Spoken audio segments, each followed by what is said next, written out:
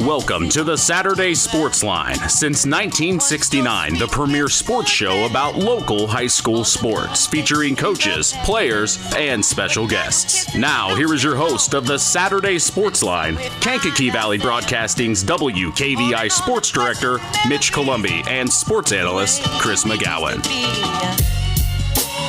And that will be the end of the ball game, 40-21. The Culver Cavaliers beat the Tri-Township Tigers on senior night. It ain't all it seems, the way we used to be, even in your dreams. Looking back, we seeing what we want to see. And a good Saturday morning to you here on the Saturday Sports Line, the longest running high school sports show in Indiana, thanks to our very own Harold Welter, 9 a.m. Eastern, 8 a.m. Central, wherever you are. This is your wake-up call. Good morning, Chris McGowan. Good morning, sir. How we doing? I'm doing fantastic. We had a great game last night. Yeah, well, it was fun being up back in the booth, not on the floor. A little different perspective. Yeah, big win for the Culver Cavs last night. You just heard the final, beating the Tri-Township Tigers 40-21. We look around our area teams. We start in Pulaski County. We're talking West Central boys basketball. Huge win as they beat North White 64-28. 14-7 are the Trojans. You called that win, Chris. Yeah, North White struggling this year for wins, and West Central has a pretty good basketball team. So I know they like to get up and down the floor. But, that was, with it being at West Central, that was a pretty easy one. Another big win for one of our Pulaski County teams was the Winamac Warriors. Chris called this one, too. They beat their rival Pioneer at home 32-22. The Warriors are 13-8, Chris. Yeah, 32-22. Wow, that's a low score. But, again, like I said last night on the broadcast, having watched Winamac play North Judson, I really like the team that Coach Springer has. Nice depth, good guard play. Can be physical, so they can play inside, they can play outside, and they get up and down the floor. But obviously, they want to grind it out kind of a game last night against Pioneer. The Cavs last night, we saw them beat Tri-Township, as I said. The Cavs are now 2-18. The Tigers moved to 4-15. The Tigers are back in action tonight, hosting Hammond Science and Tech, Chris. So some action at the Tiger Den in lacrosse. Yeah, that's one, again, Tri-Township's going to have to come out and be focused and shoot the ball better than they did last night to have a chance in that one.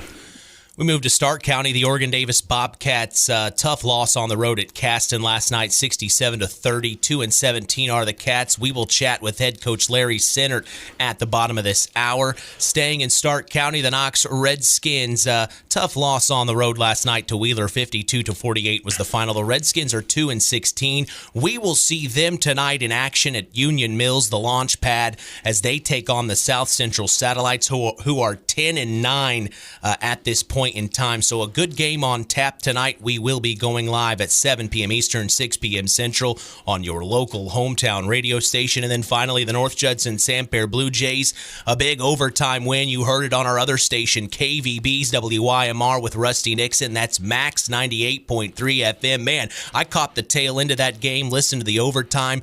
What excitement it was for the Jays as they beat the Dragons 48-43. They're back in action tonight on the road against Hebron. We've got head coach Chezem on the line. Good morning, Coach. Good morning. It's good to hear from you. Big win last night. Talk us through it. Oh, it was a tough game. For a low-scoring game, I don't know that I've seen so many lead changes and momentum swings. Felt like we had taken control of the game early in the first half, and the next thing you know, we're down 7. Came back and tied the game. We're down 2 at half. Just thought we'd left a lot of points out there on the floor. Turned the ball over 12 times in the first half, which has kind of been our MO recently. But I thought in the second half, we probably played harder than we have the entire season. And it was really the first time that I felt like we really relied on our defense. In our defense, we've been okay, but we created some turnovers last night. We created some opportunities in transition for ourselves, and we just really gutted one out last night.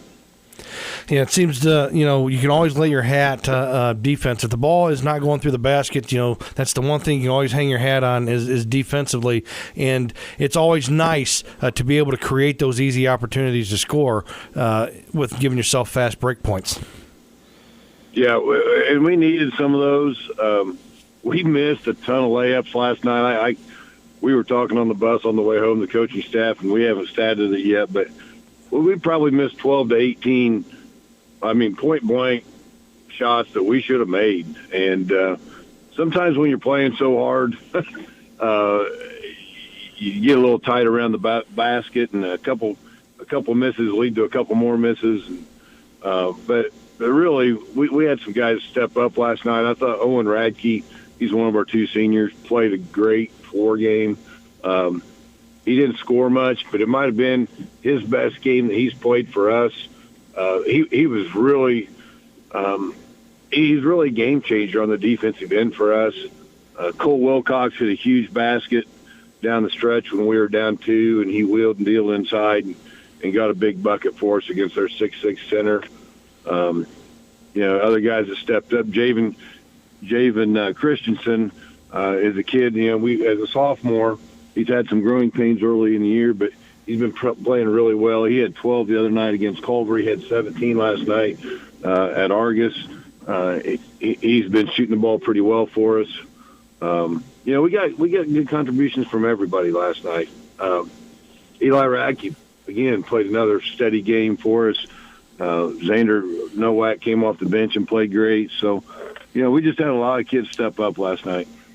Yeah, someone we talked about on the post game this past Tuesday will back up against your game against the Cavs. The Cavs got off to a rough start, only 1 point the entire first half, which was good for you guys. But, Eli Radke, he really stood out that game, Coach. Yeah, he's a really smart player. He's a kid who's worked really hard on his game in the off season. When you play a lot of sophomores like we do, sometimes they play like freshmen, sometimes they play like juniors. But as we're getting here near the end of the year, they've got basically a full season of varsity basketball underneath their belts, and they've been playing a lot better together.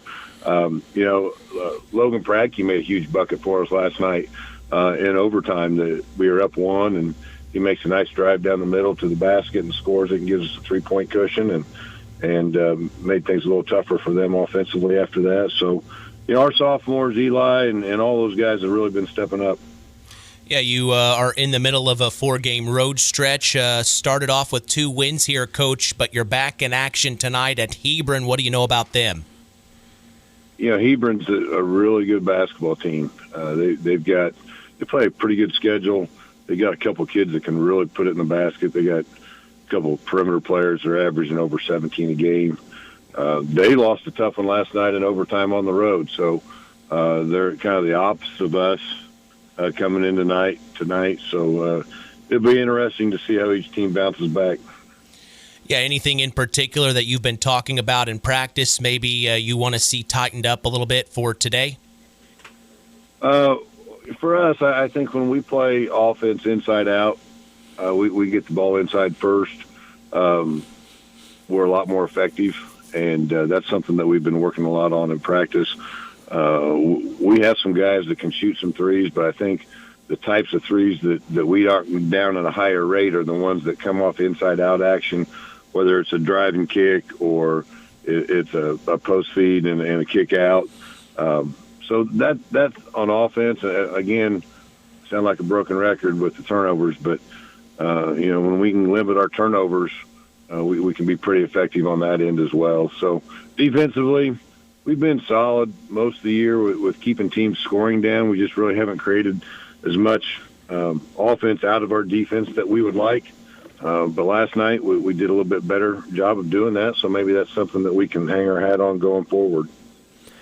Yeah, as many games as I've coached in that gym at Hebron, I tell you what, probably not a bad idea to feed the ball inside because that spacious shooting environment takes some time to get acclimated to. Yeah, well, all those rims are 10 feet tall. Right, I get you. But still, the spacing though is it's a little deceiving. Yeah, well, I don't really worry too much about that. We're going to do what we're going to do, and our guys have spent a lot of time in the gym. Here's a guy like Javen Christensen who had really not shot the ball very well for 2 or 3 games in a row, and we had Saturday off last week, and didn't practice, but he came in the gym and we worked on a shot for about an hour and a half, but he's like that. He spends a lot of time in the gym, and it's paying off. We talked about Eli Radke. Eli Radke does the same thing. Christian Ingram, he does the same thing. So, our guys have really worked at it. They'll continue to work at it. I'm proud of them. We're sitting here at 9-11. We've won some close ones. We've lost some close ones, but I really feel like we're starting to play our best basketball.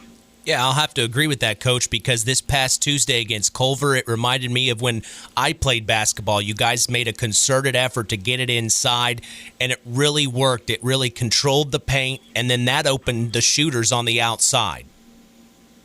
Yeah, you got a guy like C.J. Sanchez, who I thought played really well in that game.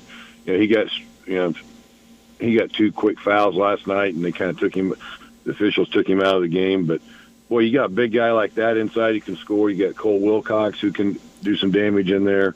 Eli and Xander both do well inside. We've got some guys that can score in the paint, and when we get them the ball, it really stresses the defense, and it opens up other things and other opportunities for the rest of our players. Yeah, I know you've talked about it before, Coach, and we've seen it. You have an 8 to 9 man rotation at times, but talk about some of the growth from the guys that maybe don't get a lot of time, maybe the young guys, some freshmen. Talk about some of the growth you've seen from them this season towards the future. Well, our JV has done a really nice job. They talk about playing your best basketball at the end of the year. They've done a really nice job. Aiden McGowan is our point guard on the JV, and he had 32 in a JV game last week. You just don't see that very often.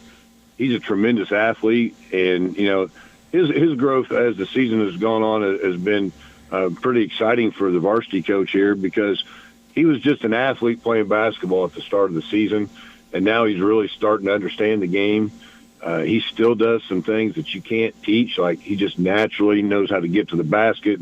He understands angles, and he attacks, and he's aggressive. So we're excited about him. We've got some other guys. Another freshman on that is Max Ingram.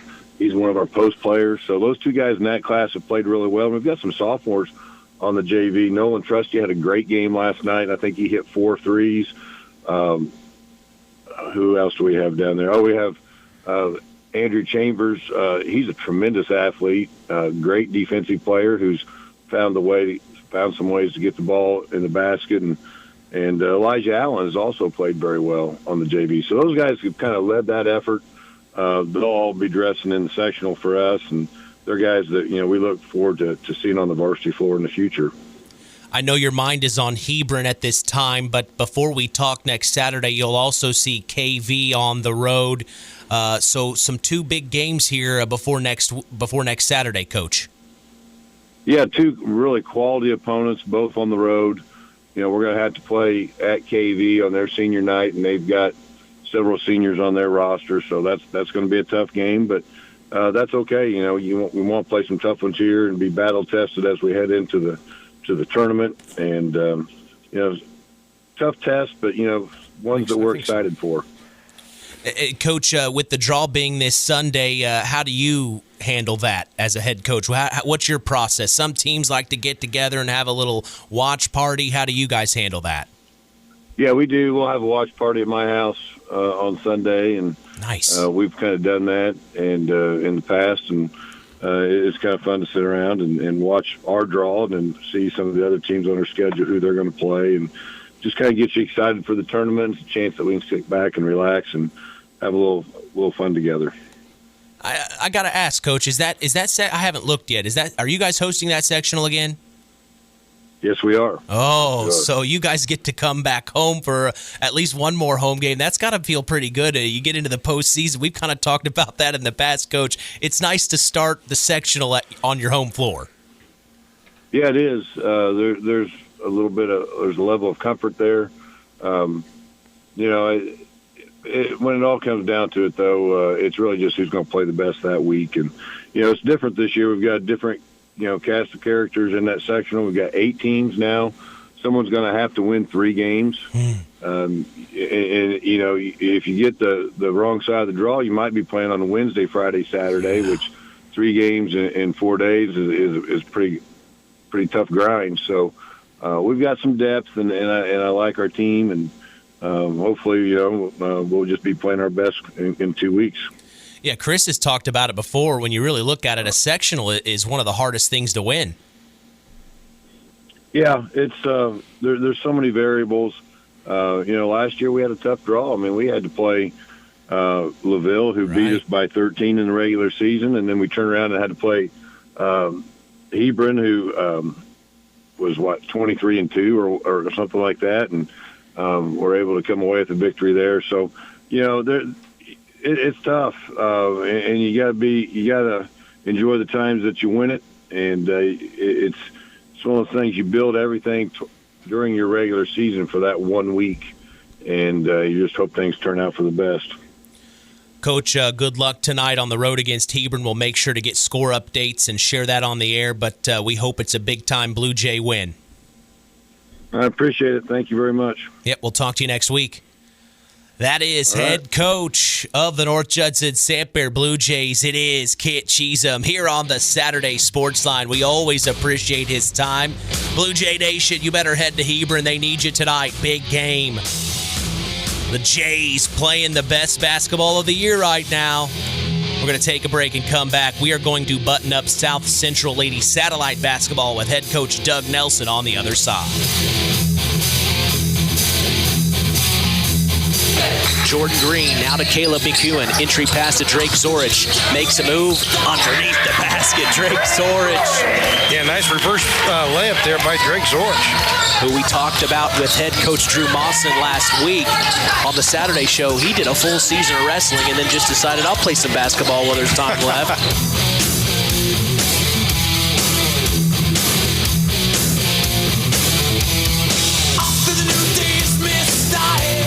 At First Farmers Bank and Trust, agriculture has been a cornerstone of our business for more than 135 years. Our personal relationships within the ag community run deep for multiple generations. If you're looking for a financial partner that knows, understands, and supports agriculture, I'd love to hear from you. I'm Isaac Blue, Ag Banker at First Farmers. Come into our Knox, North Judson, or Culver branches, or visit us online at ffbt.com when you're ready to talk about growing your operation. First Farmers Bank and Trust, member FDIC, equal opportunity lender. Stay tuned for more sports talk with Mitch Columbi and Chris McGowan on the longest-running high school sports show in Indiana, the Saturday Sports Line. One of our hometown businesses here in our area in Monterey, it's LAP Waste. Being able to recycle is one of our main goals at LAP Waste. Being able to say that we only take about 8% of our trash to the dump is pretty impressive for us, and we hope to keep building on that. We service an 80-mile circle from Monterey. If you have a small job, big job, or just have a one-time, we are here to make a difference in this area. And that phone number, Kirby? 574-542-4019. The Stark County Co-op has been a member-owned farm services co-op in Stark County since 1928. That's over 90 years, and they're still providing the same quality agronomy services to the farming community of Stark and surrounding counties. The Stark County Co-op is an LP and fuel provider. The Stark County Co-op purchases grain at both locations, Hamlet and Brems. You can reach them by phone at 1-800-782-3392, the Stark County Co-op. Let's continue the conversation with area high school coaches and more on the Saturday Sports Line. With Caleb McEwen on him, he tried to get it to Hector Osornio, stolen by Adam Peterson, up to Caleb McEwen, then up to Jordan Green, left-handed layup, and the Cavs start this game the way they wanted to. Timeout, head coach Rick Snodgrass, he's not happy. Back for more from the Pulaski Memorial Hospital studios. This is the Saturday Sports Line. We're transitioning to talk South Central Lady Satellite girls basketball with head coach Doug Nelson to button up their season. Good morning, Coach. Appreciate your time. Morning, boys. How we doing? We're doing pretty good. Not too bad. Awesome. We're hanging in there. Glad to have you on this morning. Of course, we were there for you in the sectional draw. Man, tough loss there. It was that night against North Judson.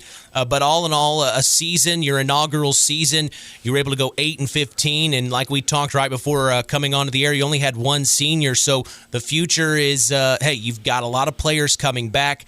One interesting note I wanted to bring up, I hated hearing Sam Marks going out like that towards the end of the season, injury-wise. That had to hurt. Well, of course, and you know, basketball side, you hate for a kid to get hurt. But we had our meeting last week, and she seems to be feeling a little better, and we're happy about that. But yeah, we don't want anybody to get hurt on any team. So we hope hope for the best for her. Yeah, you had several highlights throughout this season, Coach. I mean, you had a good win against Triton. You had a win against Culver, who we saw how well Culver did there towards the end of the season. We were at that game there on December 7th. Some other highlights. I mean, you had some good wins. You beat Hebron. You also beat Boone Grove. So, I mean, there were several wins on this year that kind of had to show you something. Well, unfortunately, in life, you learn more from your failures than you do your victories. So the games that I kind of go back to are the Couts game and Morgan Township. We had both of them down in the fourth quarter, and we kind of let them slip away. But we learned from those. That's something we're going to build off of, and that we could play with some pretty good basketball teams if we do what we're supposed to do. So, yeah, there's a lot of small victories, but we're going to continue to grow and try to get better every day. Yeah, you talked about it coming into this season, and you had some goals in mind. And honestly, here at the end of the season, when you look back at where you were when you started, how do you feel at this point in time about yourself? About myself personally? Yeah, how do you feel? How do you feel after your first year? I'm very optimistic. There's great kids and in the program, and they all understand that we got to get better, and I think that they're willing to put the time in. What people don't see, your normal population don't see, is that work in the off season. And Coach, you understand how important that time is, and we have to develop individually, which will help us grow as a team. So, I think that we're going to put the time in, and I think we can start going again April 7th.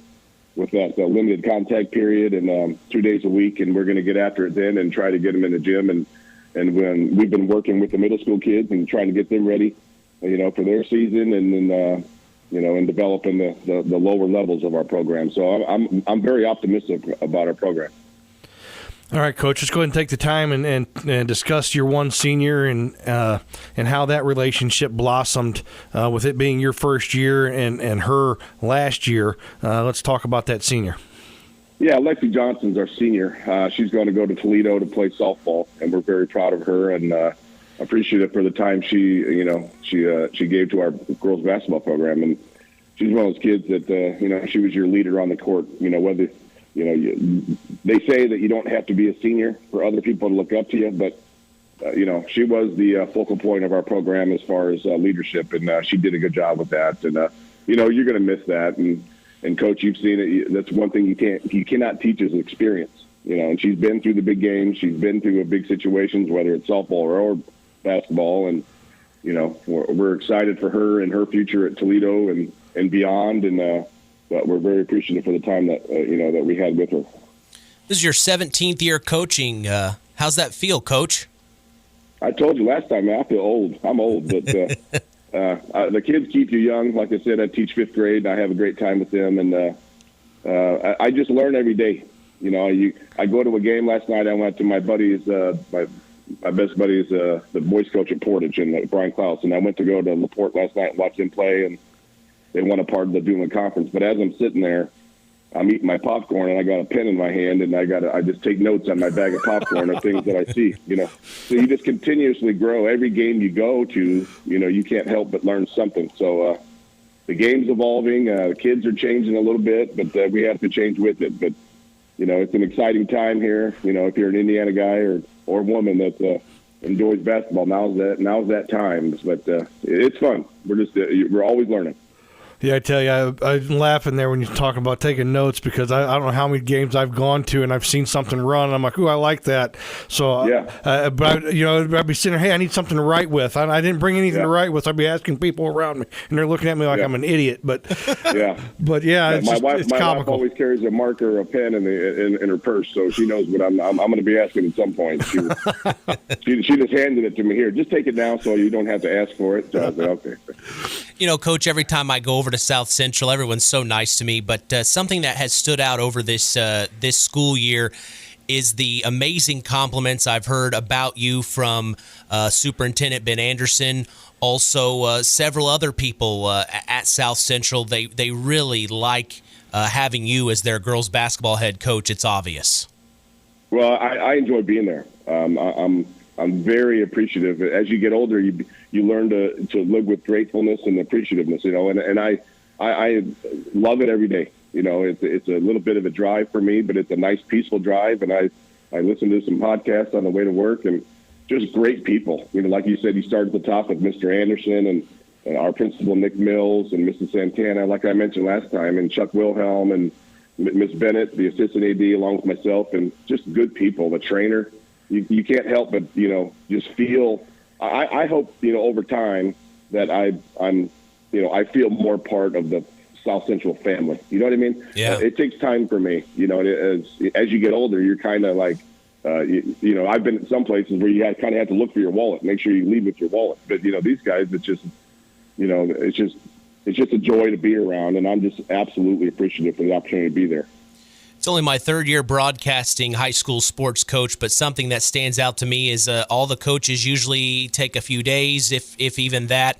They usually get with the younger, or they'll get with the whole team, and they start talking to the underclassmen or the juniors that will be coming back next year. If there's anything you can share with us, what's something that you've kind of told them in preparations for next season already?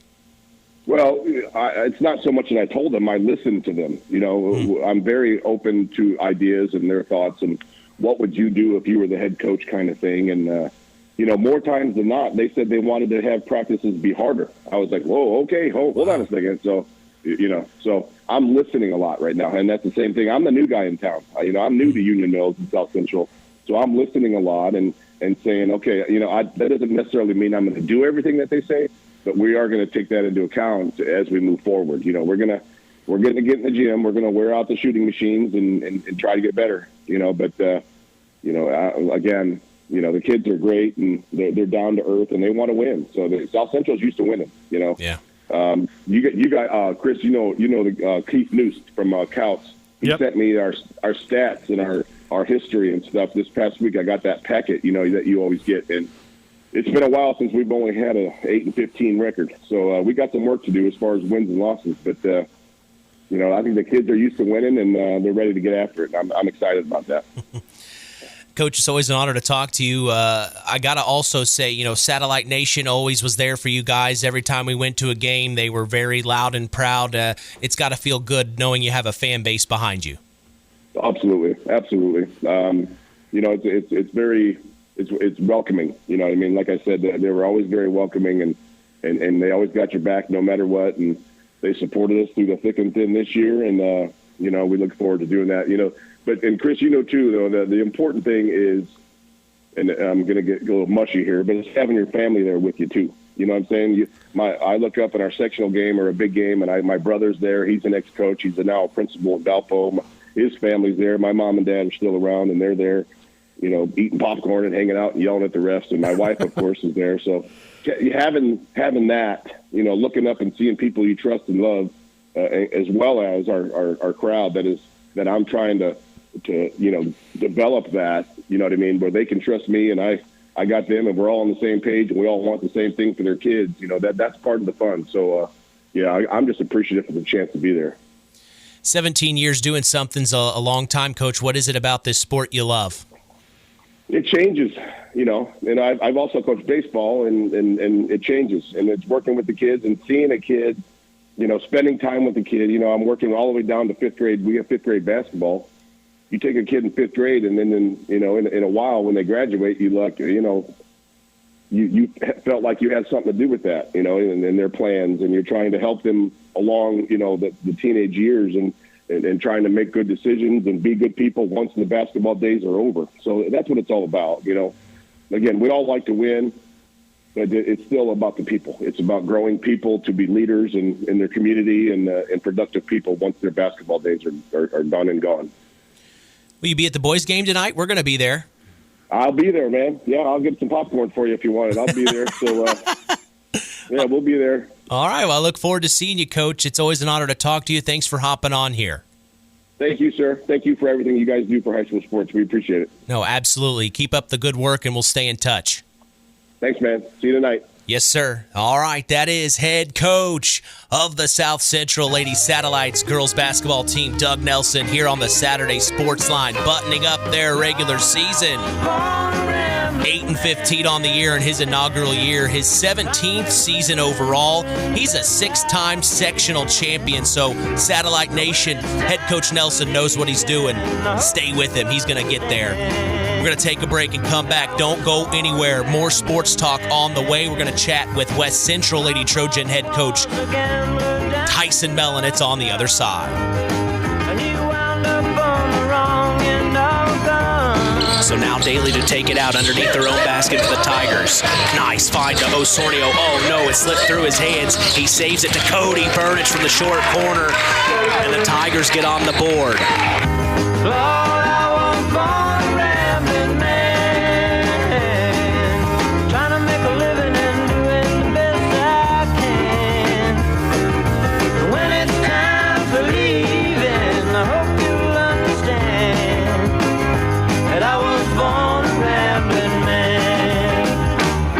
Farmers Bank and Trust, agriculture has been a cornerstone of our business for more than 135 years.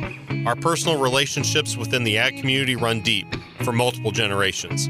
If you're looking for a financial partner that knows, understands, and supports agriculture, I'd love to hear from you. I'm Isaac Blue, ag banker at First Farmers. Come into our Knox, North Judson, or Culver branches, or visit us online at ffbt.com when you're ready to talk about growing your operation. First Farmers Bank and Trust, member FDIC, equal opportunity lender. Stay tuned for more sports talk with Mitch Columbi on Kankakee Valley Broadcasting's WKVI. The Stark County Co-op has been a member-owned farm services co-op in Stark County since 1928. That's over 90 years, and they're still providing the same quality agronomy services to the farming community of Stark and surrounding counties. The Stark County Co-op is an LP and fuel provider. The Stark County Co-op purchases grain at both locations, Hamlet and Brems. You can reach them by phone at 1-800-782-3392.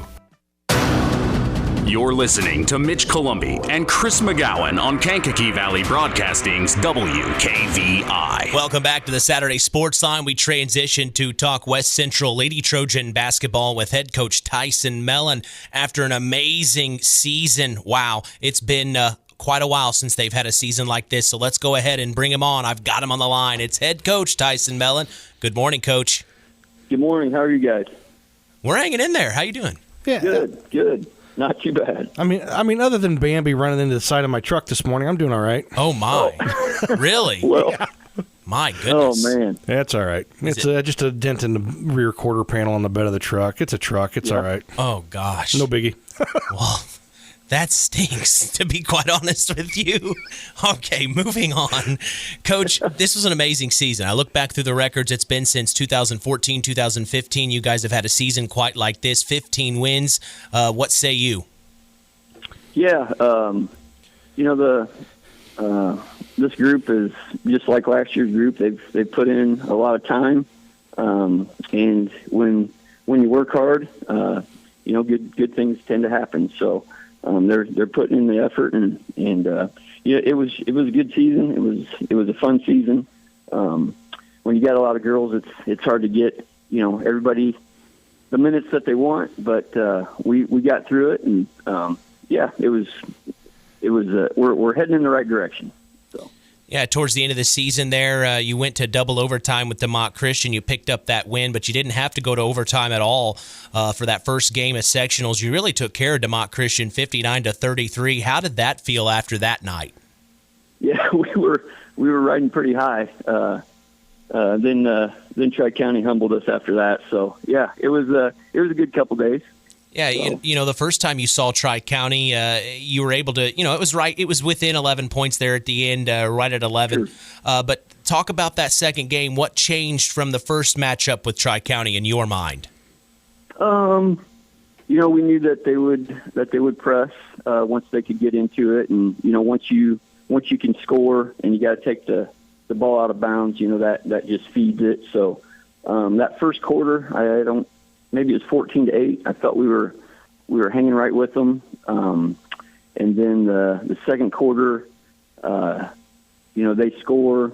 We get a turnover. They get a score right away. It's like boom, boom, boom, and then you're down. Instead of 6, it's like 12. And then as soon as it's double digits, you're like, oh man, now we got to dig ourselves out of the hole, and it's just the second quarter. So. They've got a great group of seniors. That Tri-County group, was undefeated all through middle school.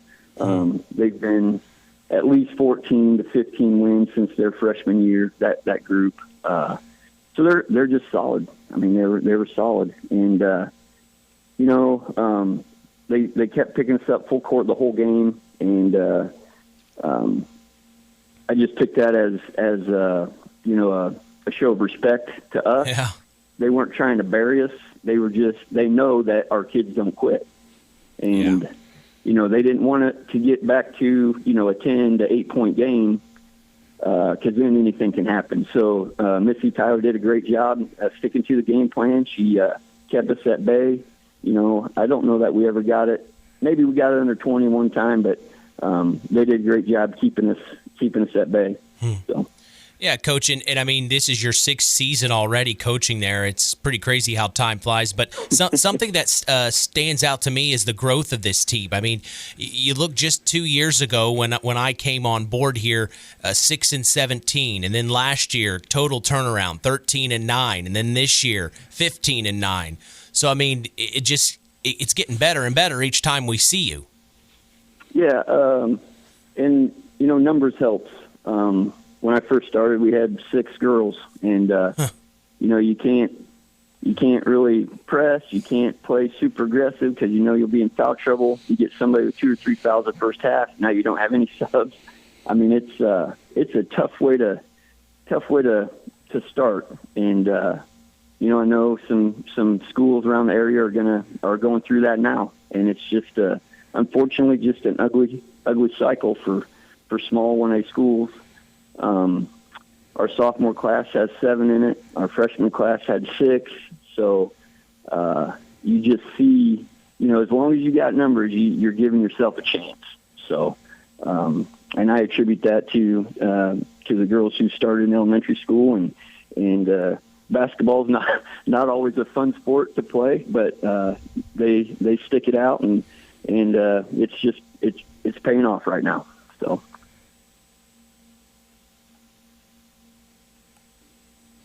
I'm waiting on Chris to say something. He makes me do all the work. He's playing video games on his phone. He doesn't want to talk. He has no questions. I'm holding him to the fire now. Ask a damn question. Wow, I'm actually in a conversation right now, kind of important conversation on my phone. Sorry. Well, if you need to step out, you can. I'm sorry. No, you've called me out now, and you've called down. I'm going to call you out. You're supposed to be my co-host. Where's the co? I need the co. He's called down the thunder, Tyson. What do you think about that? I guess. Should I let the real Chris McGowan out now? Yeah, he should. Oh, you'd be crying. We'd have a lot. We'd have a lot of listeners. Yeah, we would. We'd have skyrocketing ratings, man. No, Coach. The only thing I'm going to tell you is I'm so proud of what you've been able to accomplish. Those first few years. Let's be honest. I mean, let's call a spade. You were taking it on the chin, and sure. you and I became really close through that time. Yep. And I just kept telling you, stay the course, be true to yourself, and you've done that. And to see you guys do what you were able to do this year, and and the success, it's only going to breed future success. And so I just want to take the time to congratulate you, and just, it's got to feel good knowing that all that hard work has paid off. Yeah, it does. I appreciate that. Appreciate those comments. I appreciate your friendship, and yep, it's been a journey. It's been a journey. Go ahead and talk about your seniors. Yeah, because of the situation we were in, Liza and Kaylee have both had to start since they were freshmen. Kaylee finished her season our second leading scorer, second leading rebounder. She was all conference. She made the all conference team last weekend. You can't say enough about. I mean, her favorite sport's softball. So she's just a great athlete. But she always stuck with basketball, and I've always appreciated that.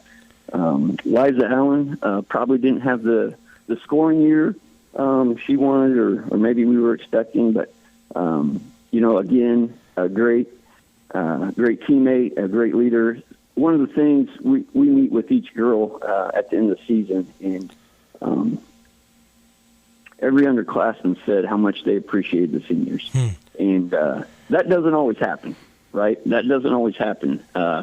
Sometimes you get a group where, seniors don't always like freshmen. But these two guys, Liza and Kaylee, did a great job just building that team chemistry, being great leaders, and it's a testament to their character. I mean, they're just great kids. So, and at the end of the day, that's what it's about, right? You want to enjoy your team. That's the memories you're going to have. Sure, you'll remember some wins and losses, but it's the time you hang out together. It's the bus rides. It's the locker room. That's what sticks with you. So. What was the conversation? Let's flip it now. What was the conversation about the future with the girls that are coming back? Well, winning's always fun, so they want to keep doing that. I got a T-shirt that says "Nobody cares, work harder," and I like to wear that because at the end of the day, it doesn't matter about this season. It doesn't matter about the records. It doesn't matter, Nobody cares about that, except maybe your immediate family. Nobody cares that you had 10 points or 10 rebounds, except maybe your parents. So you just got to keep working. So we know some things we need to improve on. We got a good group coming back. Losing two seniors, we got 2 spots to fill in the starting rotation, and there are kids that are hungry. They want to take that spot. So we'll be a little more probably competitive in practices going forward. People are going to have to earn some spots. So, and that just breeds success, right, Chris? I mean, as much as anybody else, the harder your kids work and compete in practice, that just fuels game nights. So. Amen, brother. Yep.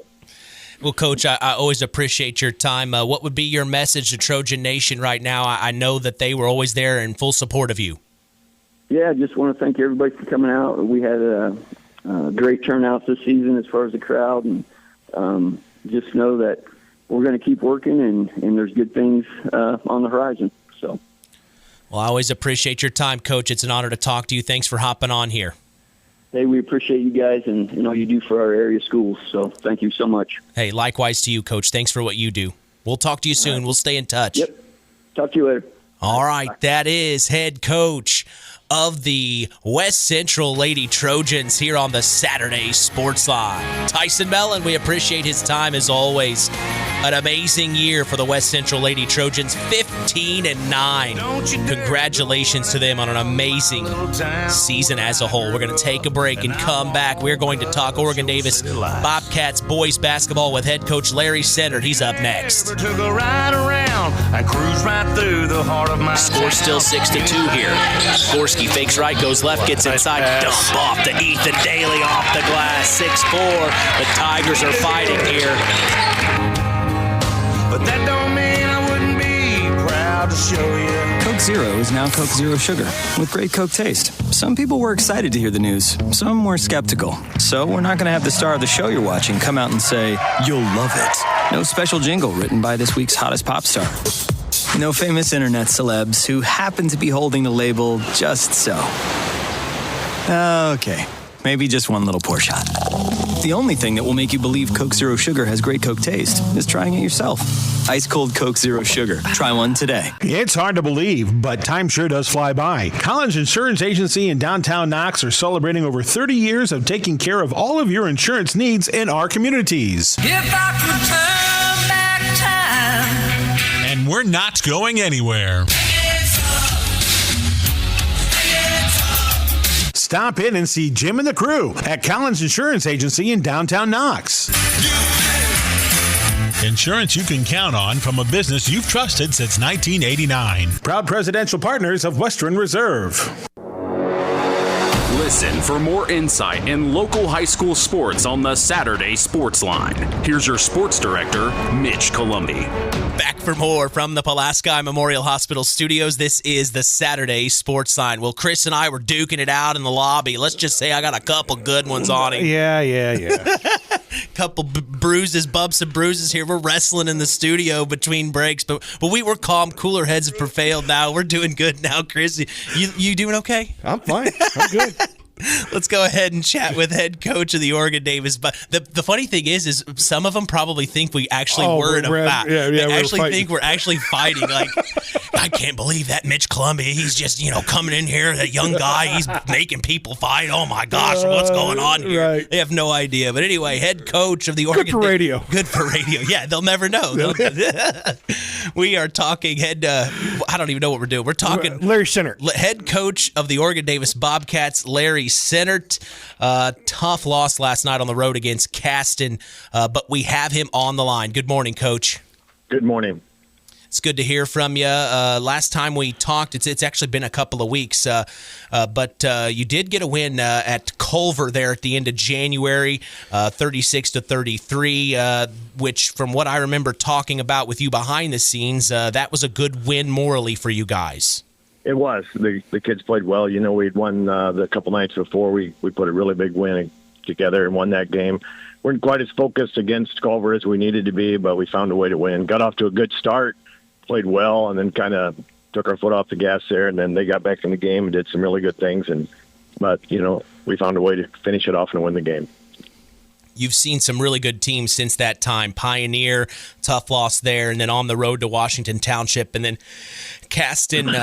Here we are at the latter portion of the season, Coach. You see Trinity Greenlawn here in a couple of days. Talk about what you've been working on with your boys.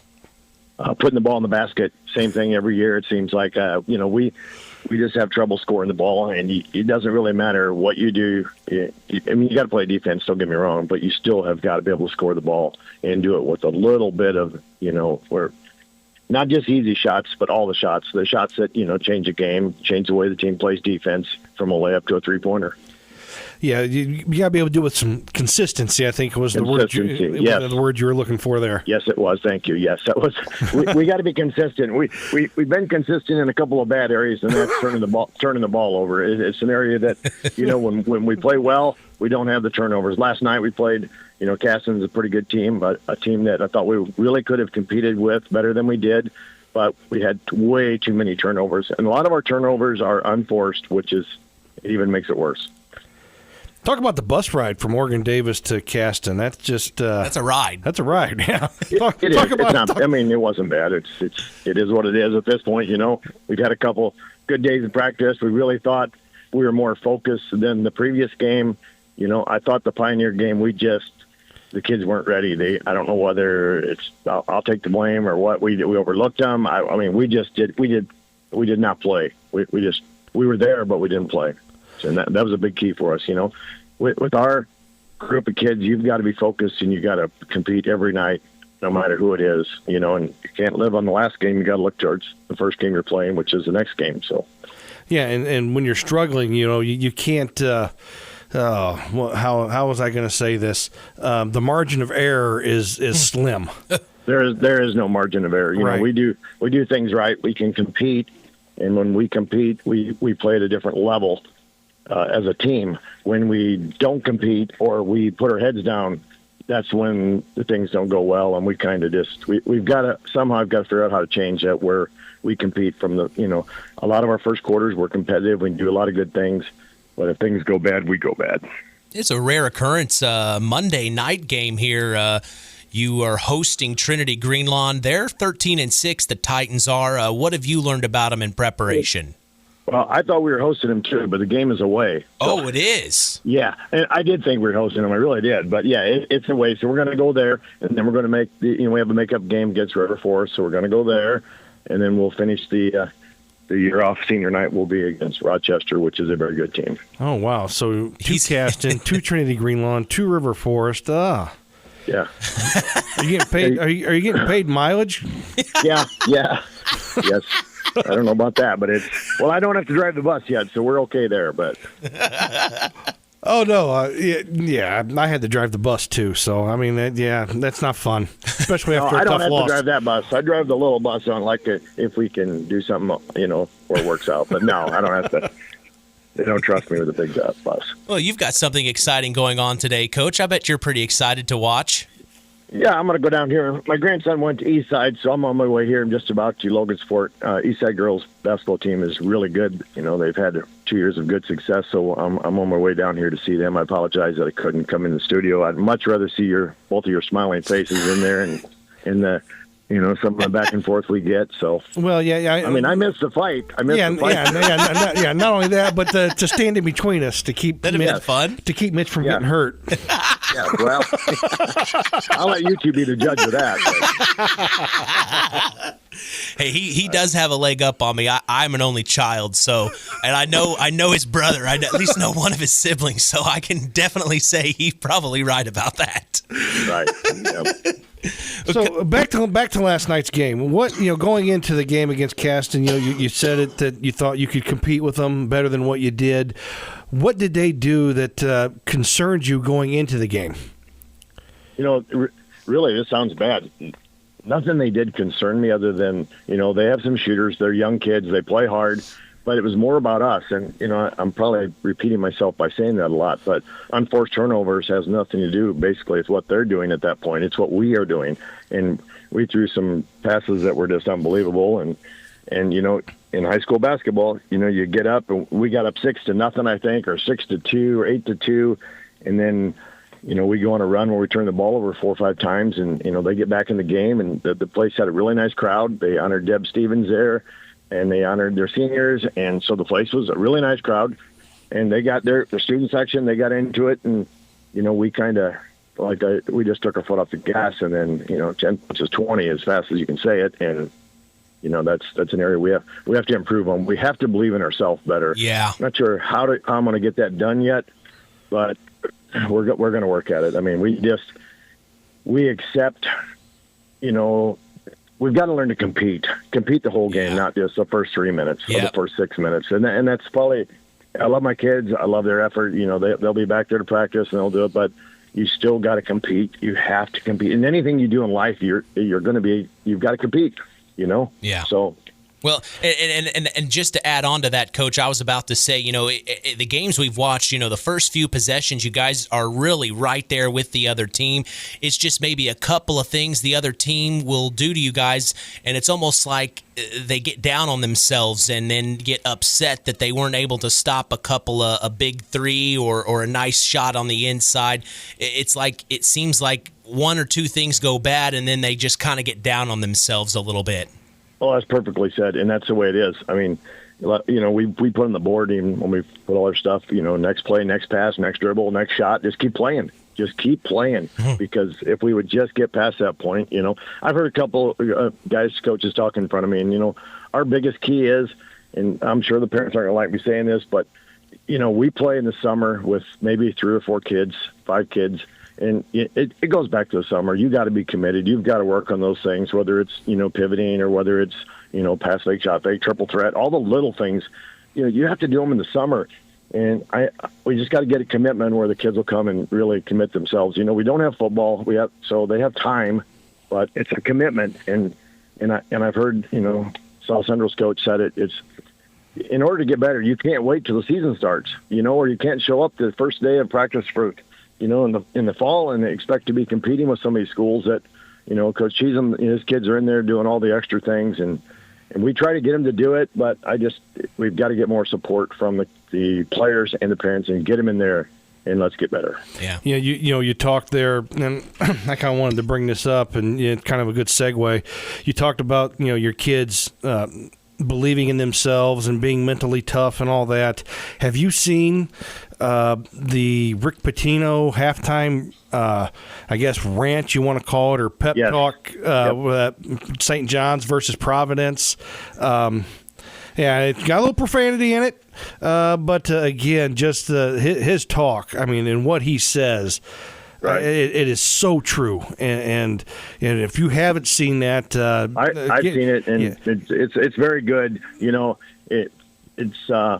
And like I say, no matter what the words are used in there, what he's saying is true, and right.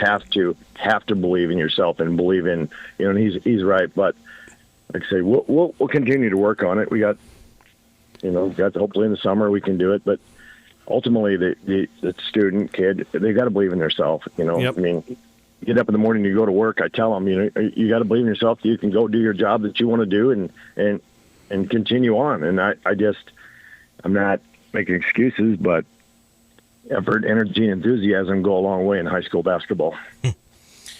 Well, Coach, I sure do appreciate your time. It's always an honor, and enjoy your afternoon. Hopefully things go the way you want them to go.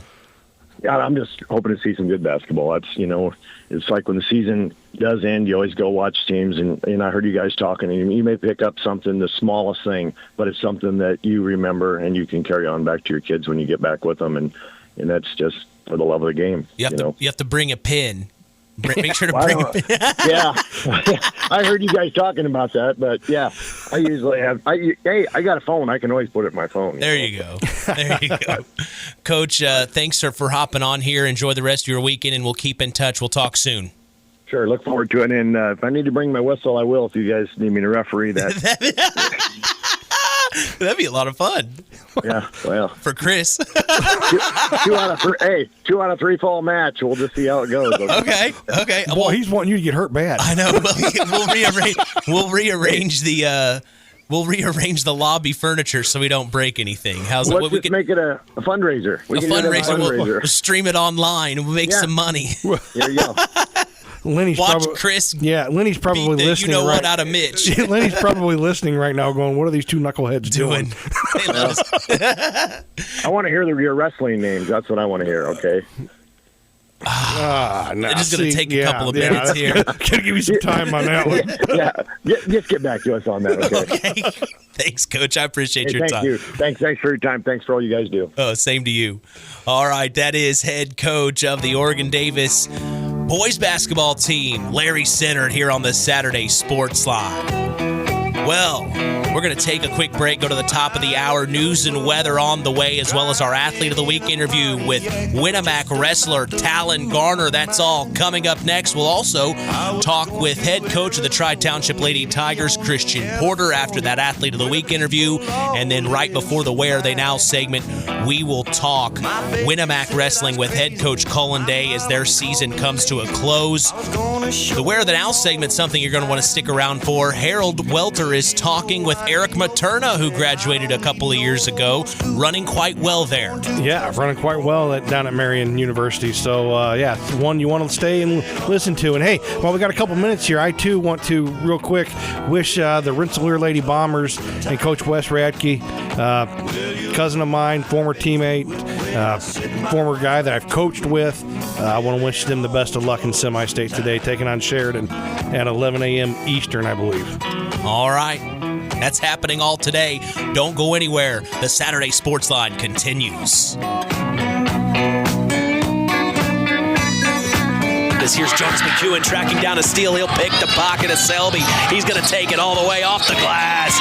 Jonas McEwen. I was in Hollywood, wishing I was doing good. There's a trend happening around the educational world. More and more high school graduates are attending smaller community colleges to start their educational journey.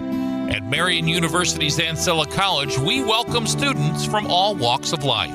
The opportunities at Marian University are endless, from living on campus to being a collegiate student-athlete. From day one, your professors will help you create a plan for a success at Marian and beyond. Find out more about Marian University's Ancilla College through our website at marian.edu/Ancilla today. From the Pulaski Memorial Hospital Studios, quality care closer to home. You're listening to WKVI FM 99.3, Knox, North Judson, Winamac, playing the best of Vinyl Gold, a service of Kankakee Valley Broadcasting. Fox News, I'm Paul Stevens. Hamas releasing 6 Israeli hostages today. Israel releasing hundreds of Palestinian prisoners in exchange. New Commerce Secretary Howard Lutnick is sworn in. Under the Trump administration, my goal, and I'm happy to wear it on my shoulders, is we are going to balance the budget of the United States of America. A federal judge extends a block on the Department of Government Efficiency from accessing Treasury Department systems following a lawsuit by 19 Democratic attorneys general. In her decision, the judge citing the argument from plaintiffs that the sensitive data could be improperly shared. The state's also arguing the department and its leader, billionaire Elon Musk, have no legal authority to access the information. Fox's Kristen Goodwin. President Trump firing Air Force General C.Q. Brown Jr. as chair of the Joint Chiefs of Staff on Friday, and now nominating retired Air Force Lieutenant General Dan Kane as Brown's replacement. America's listening to Fox News. Okay, raise your hand if you want to make your life a little bit easier. Great. Now raise your other hand if you like to be comfortable. Perfect. Now that you have both hands raised, imagine putting on your shoes. And that, folks, right there is your answer to an easier, more comfortable life. Go hands-free with Skechers Slip-ins. This is footwear you don't need your hands to put on. They can be raised in the air, and you can just step it and go. Why don't you experience what people can't stop talking about? Life-changing Skechers Slip-ins. Get your Slip-ins at a Skechers store, Skechers.com, or wherever stylish footwear is sold. What happens once all of this is done? I'm John Herrick. You're listening to Network Indiana. Relief from the snow and bitterly cold temperatures in Indiana is coming. Andrew White is a meteorologist with the National Weather Service in Indianapolis. He believes after today, the state will be done with snow for a while. Yeah, at this point, it looks like this may be it until at least early March. Along with that, he expects temperatures to be in the 50s at times next week. Much of the state is under a winter weather advisory until 7 tonight. A state trooper's car was hit by someone else Wednesday night in Indianapolis while going too fast when the roads were icy. That's according to State Police Sergeant John Perrine. Yeah, thankfully both the trooper and the other person that was in his car are both okay. They were checked by medics and they're a little sore, but they're okay. He says it's important to remember that you could face criminal charges for driving too fast and hitting police, firefighters, or construction workers.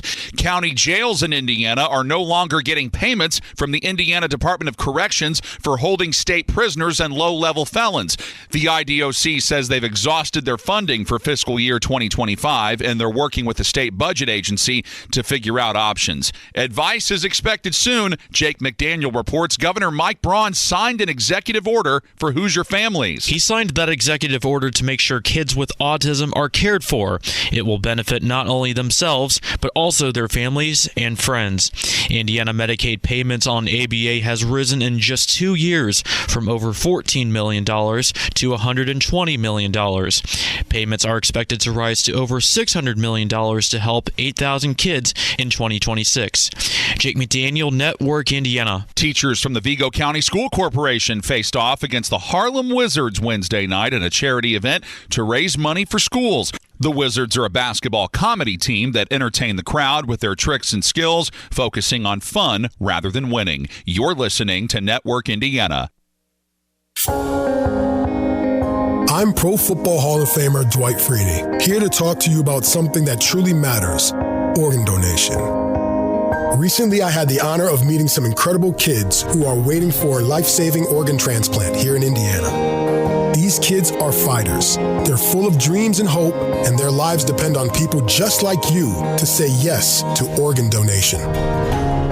Right now, thousands of people are waiting for a life-saving organ transplant. You have the power to help. By saying yes to organ donation, you can give someone a second chance at life. I get to play football, I get to play basketball, I get to ride a bike, I get to do all this amazing stuff that makes me happy. It takes less than a minute, but the difference you can make lasts a lifetime. Visit donatelifeindiana.org or say yes to organ donation next time you're at the BMV. From the K99.3 Weather Center, here's your forecast. Sunny today and a high near 34, wind chill about 3, gusting winds at about 21 miles an hour. Tonight, cloudy, low of 21, wind chill 13. For Sunday, cloudy, high near 39, wind chill 18. Sunday night, cloudy, snow showers and a low of 33, wind chill about 25. Your outlook for Monday, partly cloudy, wintry mix at a high near 49. For your extended forecast 24/7, visit our website, WKVI.com. From the WKVI Weather Studio, it's 20. It's time now for Hour 2 of the Saturday Sports Line with your host, Kankakee Valley Broadcasting's WKVI Sports Director, Mitch Columbi, and sports analyst, Chris McGowan. We are back for more from the Pulaski Memorial Hospital studios. This is the longest-running high school sports show in Indiana, the Saturday Sports Line. It is time to talk about our Tyler Roth WKVI Athlete of the Week, senior wrestler from Winamac Community High School, Talen Garner. It's been an amazing season for Talen. Of course, we heard about him from Coach Kullen Day earlier on in the wrestling season. All in all, he was an HNAC champion. He was a sectional champion, qualifying him for regionals. He did well enough at regionals to become a runner-up, qualifying him for semi-state. He also qualified for state. Quite an amazing week it's been for Mr. Garner as he heads to Indianapolis this weekend. His first match was last night. So without further ado, here was my sit-down interview leading up to the big weekend for Mr. Garner, our Tyler Roth WKVI Athlete of the Week. All right, I am talking with our Tyler Roth, WKVI Athlete of the Week. It is Talen Garner. Man, Talen, quite impressive season from you. Of course, Coach Day talked about you in particular earlier on in the season when we had him on the show. But here we are. It is a big week for you. Let's start it from the beginning, though. Before we get to the HNAC tournament, before we get into that, how was the season when you came? What was a goal that you had in mind to start out the year? To be honest, it was just to be undefeated until conference, and obviously to win conference. That was a big goal because I wanted to win conference every year. I was quarantined my freshman year, so I didn't get to compete. So after that, it was just win conference every year, and that was a big goal for me. Yeah, you come from football season. Do you think that being in football shape kind of helped you prepare for the wrestling season? Oh, yeah, it definitely did. Football's an explosive sport, and, it really helps because wrestling is just explosive bursts of energy, so it definitely helps. Yeah. Now, let's move forward on into the season. Was there something throughout the year that maybe a meet in particular that stands out in your mind where you thought, okay, hey, man, this is going to be a good year? Yeah, I'd say it was probably my Twin Lakes tournament. I won 2 matches to get to the finals. And when I got to the finals, I was honestly pretty scared because the kid, he looked a bit tough. He was pretty stout, built. But I went in there. I was a little nervous, but I went in there, got the job done, and I tech-falled him, actually, in the third period. So I felt like it was a pretty good match to get me going. Yeah, let's talk about your weight class in particular. What weight class are you currently in? I'm at 215, but I do weigh under 200 pounds. So you've got to really work hard to make weight. Talk about that. That's almost a sport in of itself, nutrition-wise. You got to make sure you're staying on top of things. Talk about how that has been. I'm sure that hasn't always been easy. Yeah, I mean, I obviously haven't had to struggle with it as much as some kids have cutting weight, but I had to do it before, and staying hydrated and eating the right things, it's not very fun. You got to eat things to stay at weight, and you also got to be hydrated for it, so it's a struggle. Yeah, a lot of wrestlers have told me in the past that's actually an added bonus out of wrestling. You learn about your body a little bit more, especially after high school and college. That's a big important part of life, taking care of yourself. So a key attribute I know wrestling has for wrestlers in general. But let's move on into the HNAC. You're able to be the HNAC champ at that weight class, which had to have been exciting for you. Oh, yeah, it was very exciting. My buddies, we were in the finals, and, me, Austin, Tierson, and I believe there was another one, but I'd slip in my mind right now. But we were all HNAC champions. It was really exciting for us. Yeah, let's talk about some of the other wrestlers on this team. Besides Talen, Garner, who else do we need to know about? Tierson Wolford is definitely going to be a prospect coming up. He's a sophomore right now and made it to semi-state this year. He'll definitely be a wrestler to watch out for in the future. And there's some freshmen right now that I believe can do some really good things in the future. Yeah. Let's talk about the coaching staff. What do you appreciate about Coach Day? I appreciate how he's always there for me. Even if I lose, he's always right there to come for me. He's there to talk to me, but he's also there to tell me things I did wrong, tell me how I can improve. Yeah, you end the regular season. You guys are HNAC champs, so you've got all the momentum heading into sectionals. Talk about becoming a sectional champion, and what was that about? That was really exciting for me because I've never been a sectional champion before, and I love just the atmosphere of it. Everybody's always cheering, just there to support everybody, but it was really exciting for me because it's never happened to me before. Yeah, you get to become a regional runner-up, so really those two, the sectional and then regional, talk about those two matches as a whole right now. Anything in particular that stands out in your mind? Regionals is definitely more of an intense atmosphere. They're both obviously important, but I'd say regionals, it just got to me more. The nerves definitely got to me, but I'd also say it was a problem because I got thrown into a table and my back was a little messed up in the first period, so it was just a struggle. But it was enough for you to become a semi-state qualifier. At this point in time, what are you thinking when you realize, oh my gosh, I'm going to semi-state? It's definitely a surprise for me. Senior year, I wanted to make it the farthest I possibly could, have the best year. Never made it to semi-state before, and now I'm going to state, which is really exciting. Yeah, there have been several good wrestlers from Winamac. We remember from last year making it to semi-state. Over the years here at Winamac, have there been older wrestlers that have you've looked up to? Oh yeah, for sure. I've had Gage Garpa come in and help me. Jake Armstrong has been in there to help me. The seniors, when I was a freshman, I would always work with them more than probably the kids in my own grade. I would always work with them more.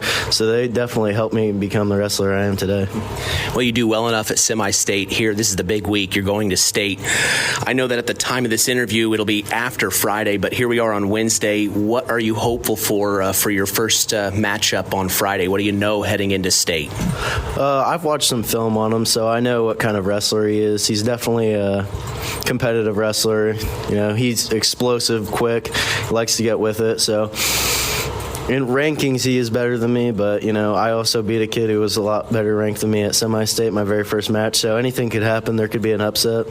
I'm going to go in there with the best mindset I possibly can, see if I can get it done. It seems like you have a cool, calm demeanor. What's the mindset going into a big meet or match like this in your mind? What are some preparation tips that you're giving yourself? Just go out there and give it my all.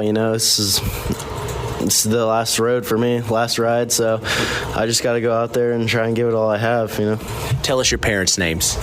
My dad's name is Travis Garner. My mom's name is Rebecca Garner.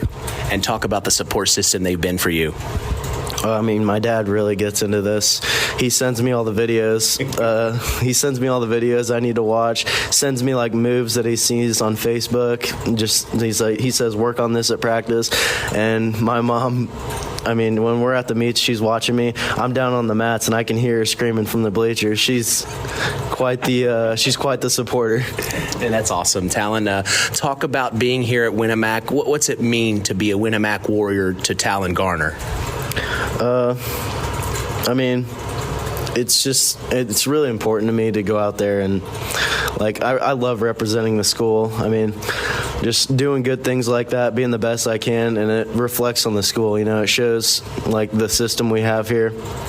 So anytime I do something good, I know it's good for the school. So I'm sure your teammates are behind you. But what's it been like this week in school? Any of the classmates wishing you luck?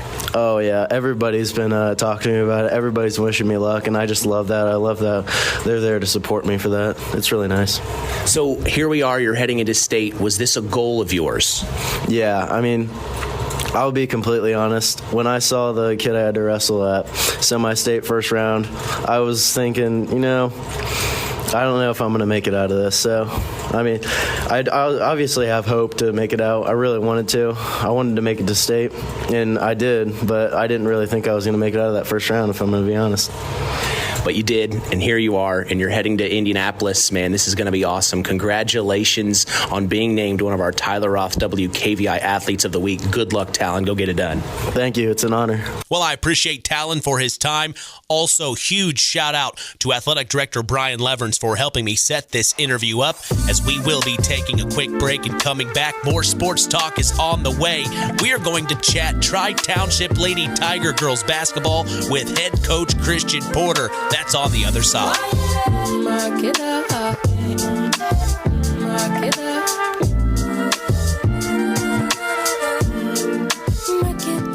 Coke Zero is now Coke Zero Sugar with great Coke taste. Some people were excited to hear the news. Some were skeptical. So we're not going to have the star of the show you're watching come out and say, "You'll love it." No special jingle written by this week's hottest pop star. No famous internet celebs who happen to be holding the label just so. Okay, maybe just one little pour shot. The only thing that will make you believe Coke Zero Sugar has great Coke taste is trying it yourself. Ice cold Coke Zero Sugar. Try one today. Stay tuned for more sports talk with Mitch Columbi on Kankakee Valley Broadcasting's WKVI. Pulaski Memorial Hospital. Quality care closer to home. Pulaski Memorial Hospital is all about community and keeping our community spotlight shining on the accomplishments of our youth. That's why PMH is proud to be a sponsor of our local high school sports action on WKVI, our community radio station. Pulaski Memorial Hospital. Quality care closer to home. There's a trend happening around the educational world. More and more high school graduates are attending smaller community colleges to start their educational journey. At Marion University's Ancilla College, we welcome students from all walks of life. The opportunities at Marion University are endless, from living on campus to being a collegiate student athlete. From day one, your professors will help you create a plan for a success at Marion and beyond. Find out more about Marion University's Ancilla College through our website at marion.edu/Ancilla today. Now let's return to more of the Saturday Sports Line with WKVI Sports Director Mitch Columbi. It's Jonas McEwen between his legs. Drives inside, picks up his dribble. Faked once, got a couple Tigers in the air, and he fades backwards 10 feet out. Jonas McEwen's having a night. Back for more from the Pulaski Memorial Hospital studios. This is the Saturday Sports Line. It is time to talk Tri-Township Lady Tiger basketball with head coach Christian Porter. Good morning, Coach. How's it going? We're going pretty good. We're hanging in there. Glad to see you this morning. Well, you got that grin on your face, Chris. Well, he's talking off air about how he had a good laugh about us, in our little nobody thinks I have a chance, so now I know what everybody in this area thinks of me. Yeah, and I'm not getting See you guys. I'm moving. Take care. I'm 5'8", 150. I'm not getting in between y'all. Well, Coach, I mean, overall, it was a season. I know that you wanted to end differently, but you had some good play, and we saw a couple of games that went really well for you guys. Talk about the season from the top. We talked about your goals for the season. We talked about you coming in now that you've had the whole year to let it digest. What are you thinking about now? Yeah, our little theme was on our posters, is on our shirts and all that good stuff. Is we'll be there, meaning at the end of the game we're going to we'll be giving ourselves a chance. And 8 games lost by a total of 32 points, an average of 4 points a game. That's those 8 games give us a 20-win season. So we were right there, exactly what we said we wanted to do. There was only a couple games, Tri-County being one, Westville being another, that were not in reach by any means, and those were 2 top 5 teams in the state. So, like I said, with our 7 girls at time, we had 7, 8 girls at times. I thought we gave ourselves a pretty good chance. And then obviously the sectional went. We lost to Morgan Township for after playing them. That was our 3rd time playing them. That's crazy. Yeah, I'll say it real quick. Is like Chuck. How do you get that draw? Yeah, it was a good draw too. I mean, in all seriousness, Westville and Marquette were on the other side of the bracket. It was PCC schools on the bottom side of the bracket. But yeah, just real quick, like Chuck Wilhelm at South Central just sent out their shootout for in June, and I let him know. I was like, I'd be interested in going, but let me know who you get other than PCC schools, because I want to play people outside the PCC. Because we find ourselves playing each other again. Morgan Township was 3 times in like 3 weeks. We played them, so and at that point, that 3rd game, it's a complete toss-up because we already had split with them, and everybody knows what everybody's going to do. So, and that's why I started taking the girls and traveling, going down the Triton Central. I always loved that Saturday. It was a long trip, it was a long day, but it was good to get away and go down there and play schools that you're not going to see. I took them back down there, and we played Indianapolis, Short Ridge, Beech Grove. So yeah. So again, playing PCC schools, the chance to play them three times in a year or whatever, and the Morgan was that. Just happened to be the one we played. So it was a good year for the PCC as a whole. Yeah, for sure. And again, that I thought we, the all conference girls team came out, and we had Addison Hendrickson and Jade Pryor being one of the 12, and Jade Pryor going back to back MVP for the conference. So that says a lot about our little school. With about 45 girls to pick from, that says a lot about her and how hard she worked, how hard Addison works. And then Sydney Hudson, our other senior, got an honorable mention as well. So that's pretty awesome. Yeah, right there in the middle of the PCC, 4-3 in the conference. But man, what's going on at Westville?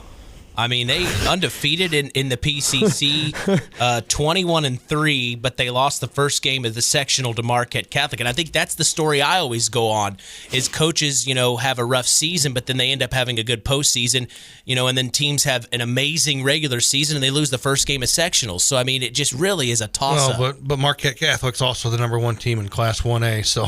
They just ran into the wrong team at the wrong time. Yeah. But what's going on with Westville? I mean, from your perspective, I mean, they own the conference this year. I guess I'll go ahead and say this to save him. They got a new coach in Mike Medjisi, who's been around, who's won a state championship at South Bend St. Joe. Plus 400 wins. Yes, he came from Michigan City, and one of his junior high players who's really, really, really good, Hillary Labus, decided to go ahead because she wasn't enrolled in high school. She could transfer, and ended up transferring to Westville. And wow! And as a freshman, I think averaged close to 20 points a game, if not more than 20 points a game as a freshman. Wow! So, I mean, it is what it is. I mean, there's nothing illegal about it because she made the transfer before registering for classes. And now, with the state, with the IHAA and their infinite wisdom and the new transfer rule that just came down this week, boy, I tell you what, things are just going to get hectic and brutal. So, but let's get off that soapbox and let's let Coach Porter talk about his seniors. But you asked about Westville, there's your answer. Okay, I'll dig more into that down the road. Let's talk about your seniors, Coach. Sydney and Jade are... couldn't ask for a better example of 2 girls and hard work. So we got our middle schoolers that obviously really look up to those 2 girls, and right now they're on the bench helping.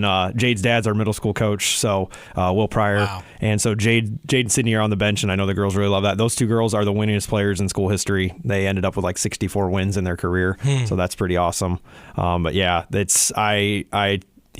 I've thanked them in numerous ways for allowing me to let me, coach them. It was such a blessing that those were the 2 seniors that I had in my first year ever coaching. So, And it sets the stage or the standard for those to come. What was the conversation like? I know you're already preparing for next year. What's it like with the underclassmen and talking with them? Well, to be quite honest with you, I have right now in the program, I'm going to have 5 girls. So I'm going to have 4 seniors, and so you have to do some recruiting here. And I can't, but yeah. Well, I meant like within the school. Oh, within the school, yeah. I was going to say, I'm like, that's not going to work out very well. No, you pick up some girls in the school. I hope we do. If not, I'm going to tell you this: I got 4 seniors, and I got Emily Hunke, who's the freshman, who is obsessed with basketball, loves basketball, and I tell you what, I always have that theme every year. Like I said, we'll be there this year, and this next year, it's outwork them. It's probably going to be my theme, because it doesn't mean we're going to win every game, but you're going to leave the gym watching those 5 girls play all 32 minutes, and they are going to work as hard as they possibly can. And I know, I already know they've made that decision. I don't know how many girls right now, their season's over after the sectional, and I've got a girl right now that she wanted a workout plan and things like that, and I gave it to her, and now Jaden Carr has been every single day. I've had to unlock the gym twice for her on Saturdays, but it's every single day. She is already in the gym for next year. She wasn't off for a week, and it's like that's the mentality. So if I can get that with all 5 girls, then it's going to be it'll still be a really fun season no matter what. So. You had several highlights throughout the year. Talk about some highlights that come to mind. You had a big win over West Central. We just talked with head coach Tyson Mellon. That was the best regular season they've had for 10 years. Yeah. So, you beat a good team in West Central. Several highlights. I'm looking through your schedules. Talk about some things that stuck out to you. As far as the team goes, it started off right away at Twin Lakes. We ended the game shutting them out in the fourth quarter. It was a 17-0 fourth quarter, and we beat Twin Lakes at Twin Lakes. So starting right there, it was awesome. The North Judson game, going back, you had a couple key players from North Judson who were the Tunis girl. The Tunis girl shoot the lights out the ball. So she's good. Shout out to her, and I thought we did a really good job against her and Kylie Lehigh. That was an awesome game. We ended up getting the cup in the first. We ended up getting the cup in the PCC tournament. We beat Couts 44-40. We ended that game with Addison Hendrickson and an and one at the buzzer, which was just huge. And we ended up getting the cup. So I think that's the 4th time in school history that the girls have got the PCC cup, the traveling trophy. And then also beating Morgan Township at home at the end of the season for the cancer night. It was a complete packed gym. The stage was open. They packed out the Tiger Den, and we ended up getting the win against Morgan Township at home.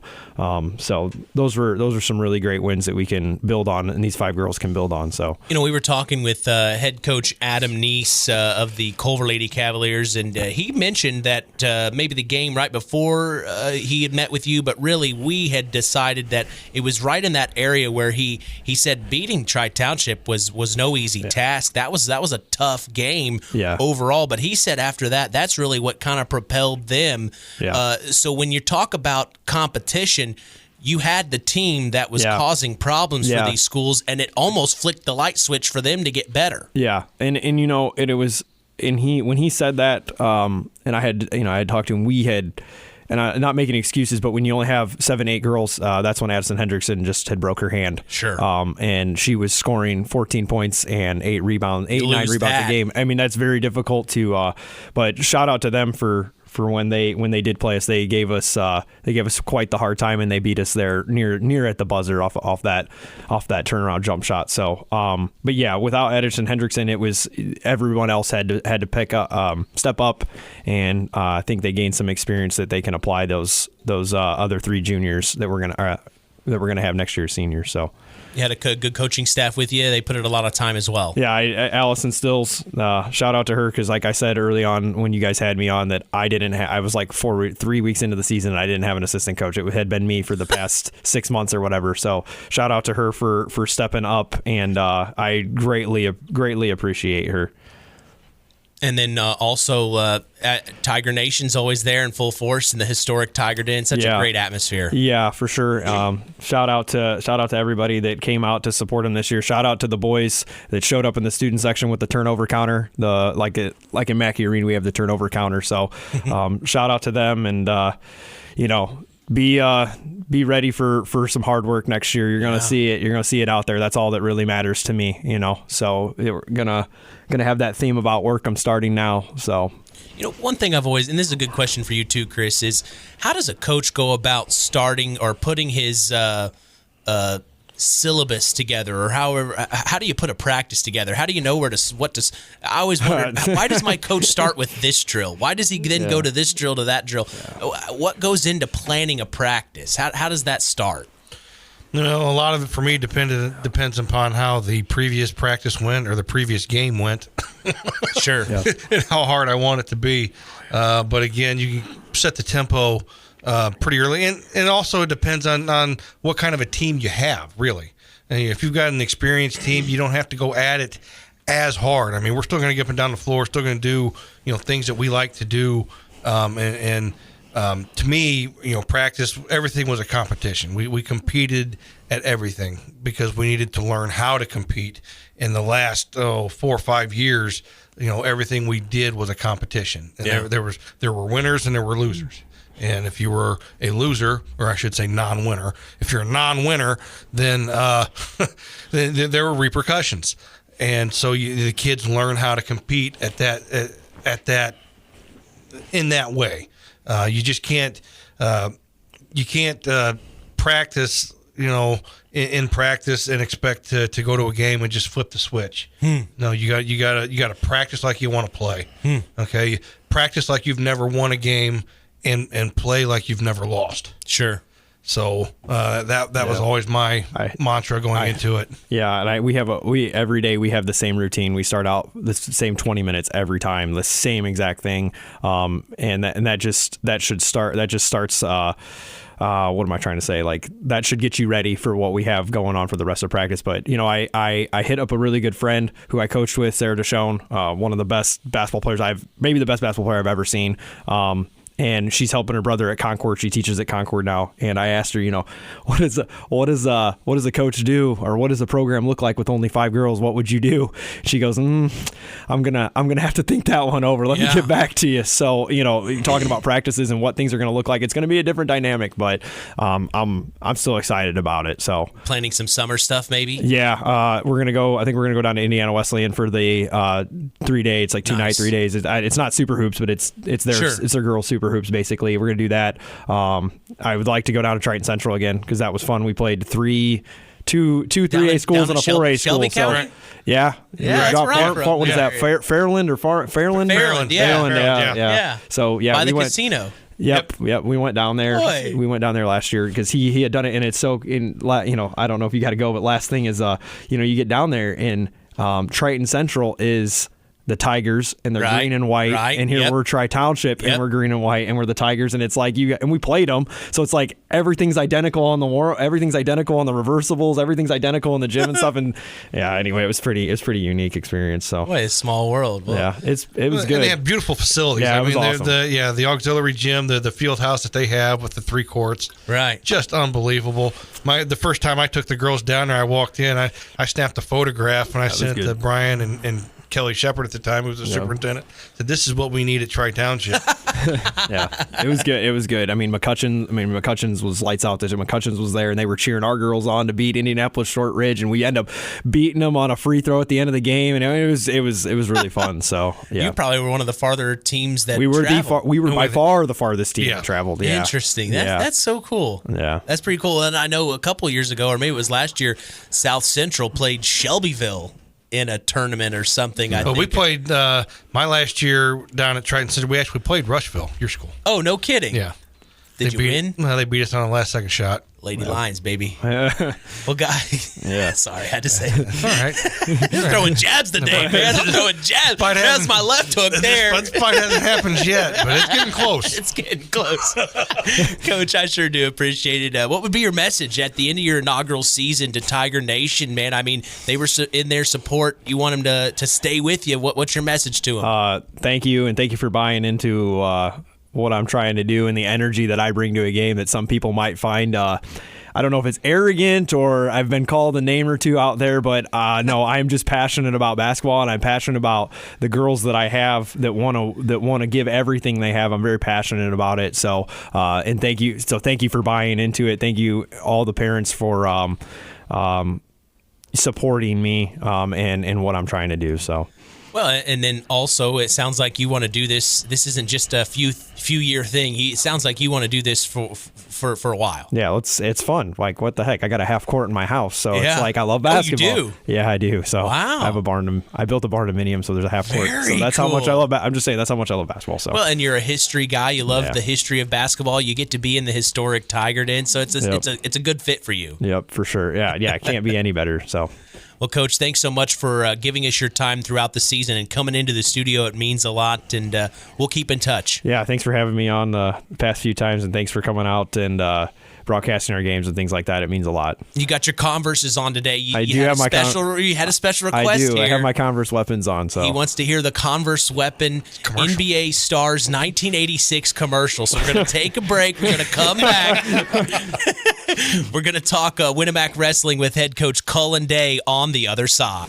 The Converse Weapon, that's the shoot, that's Matt to do what he was born to do. It may be so, but that's not all. They let Isaiah play like he's 10 feet tall. For the kind of moves that never fail, the weapon's the choice of Kevin McHale. The same is true for Mark McGuire. When I wear weapons, I'm on fire. Well, what can the weapons do for King? Well, I can do just about anything. You already know what you did for me. What? I walked away with the MVP. The Converse Weapon, the #1 weapon in the NBA. It's hard to believe, but time sure does fly by. Collins Insurance Agency in downtown Knox are celebrating over 30 years of taking care of all of your insurance needs in our communities. If I could turn back time.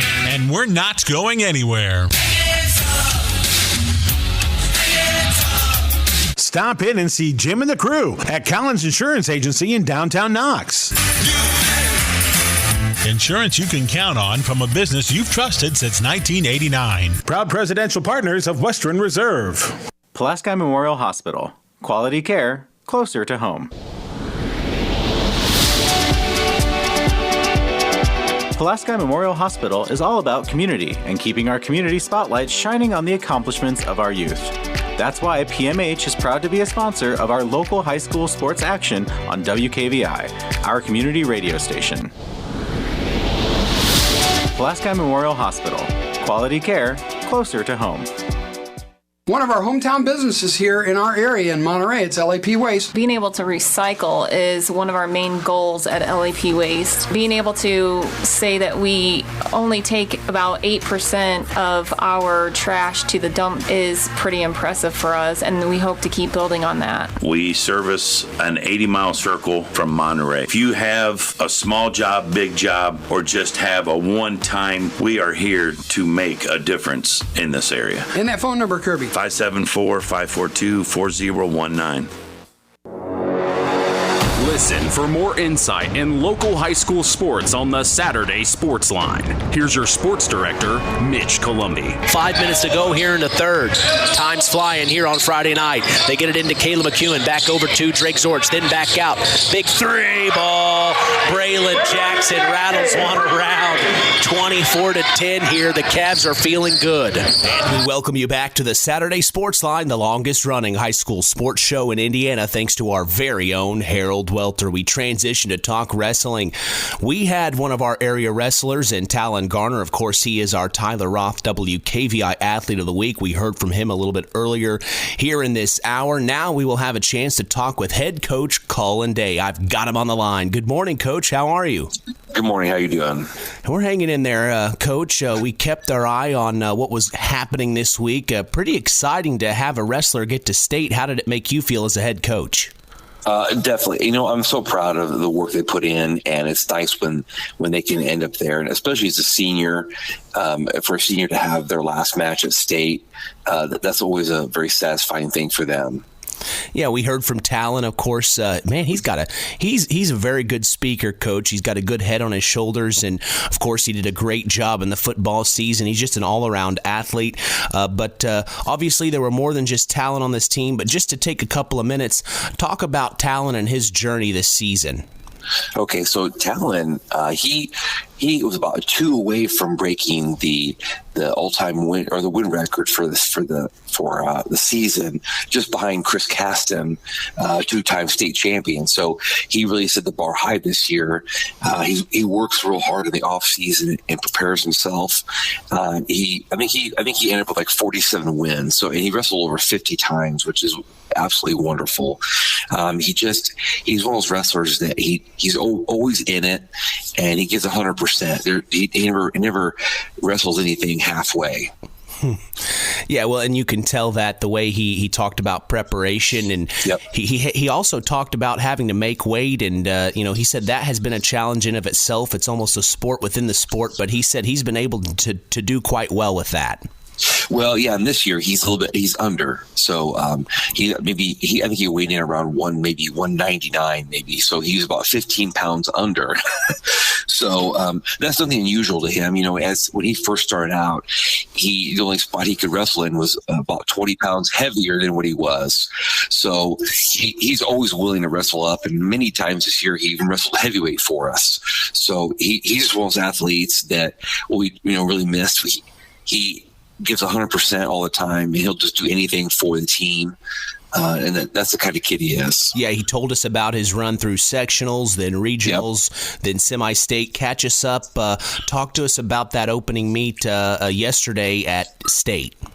Well, he kind of ran into a pretty quality wrestler, Travis Hinkie from Northridge, and he started out okay, took a good shot, and the guy kind of sprawled and scored on him, and and then the second period he went on top and kind of put some legs in, and guy caught him and eventually did pin him.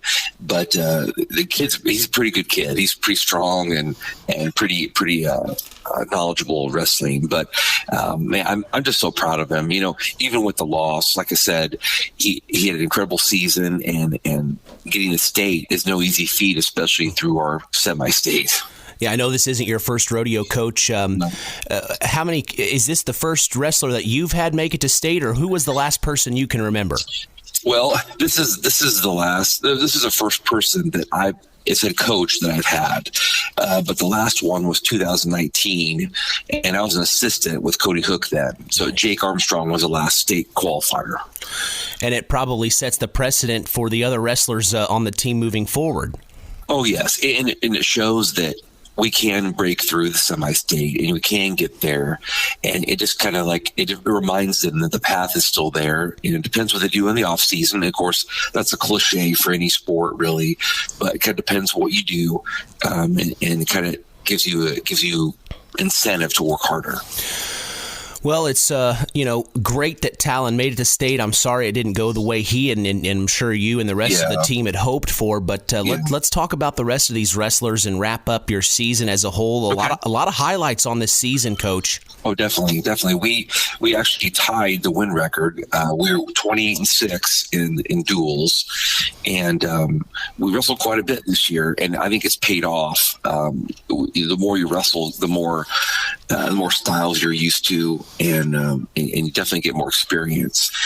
Regional, we had Franklin Crawford, Aiden Broker, Cameron Hilton, Asher Jones, Austin Andrew, Tiersa Wolford, and of course Talen Garner. And then in semi-state, we had 3 people. We had a sophomore, Tiersa Wolford, senior Austin Andrew, and senior Talen Garner. And so as I look back, we won several different Super Sixes, and we finished runner-up at conference to a good North Miami team, and runner-up from Warsaw at our Plymouth sectional. So we beat teams last year that we were behind. So you think that I have a lot of seniors on this team, but I only have 3.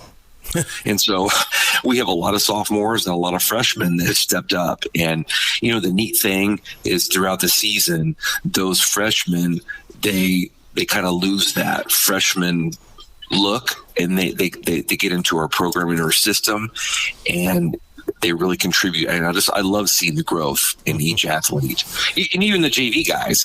Guys that are behind other people, they grow through the season, and I really like seeing that because we want to finish as strong as we can. That's our goal is always our postseason run. Yeah. Well, and also along with the team and you as your coaching staff, they put in a lot of work to take the time to talk about your coaching staff. So Josh Anninger, he's my technical assistant. Travis Wolford, another coach who's coached with me yesterday at Down State, and Donnie Jones.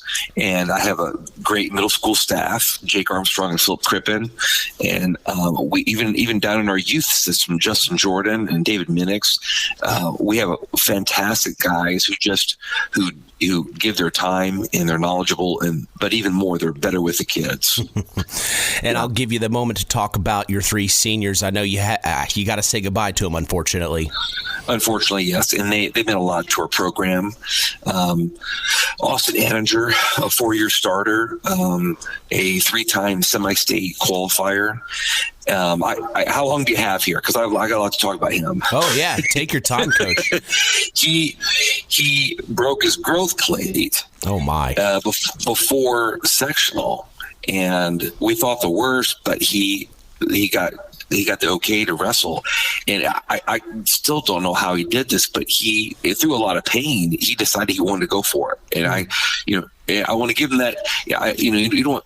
He's your senior year, and he was able to wrestle to finish sectional runner-up, and get the regional championship. And then he qualified for semi-state and wrestled at semi-state. And I still don't know how he exactly did it, but he's a tough kid, a good kid, smart kid. I wish I had more Austin Anders on the team. He knows what he's doing. He's a good leader. He has good rapport with the kids, and he's Mr. Dependable. When he's out there wrestling, I know I could just kind of relax a little bit because he knows what he's doing, and he'll be really missed on the team. Of course, Ryan Bedwell didn't get out of sectional, but he had probably his best year statistically that he had. I think he went around 30 wins. Fun to be around, good attitude, helpful with the kids, a good leader. Yeah, it's the same kind of thing basically, but he'll be missed as well too. And then of course, Talen Garner. Talen, if I needed, I think I told somebody this on the radio. I think I told Justin Ruff this on the radio. If I need a bodyguard, I would actually employ him because he is all out. He's 100%. His effort is fantastic. He just gives everything he's got, and all these boys are good boys and a good product of Winamac Community High School. They're just solid kids, and they'll be solid adults. And producing those kind of citizens are awesome, and they got good work ethic.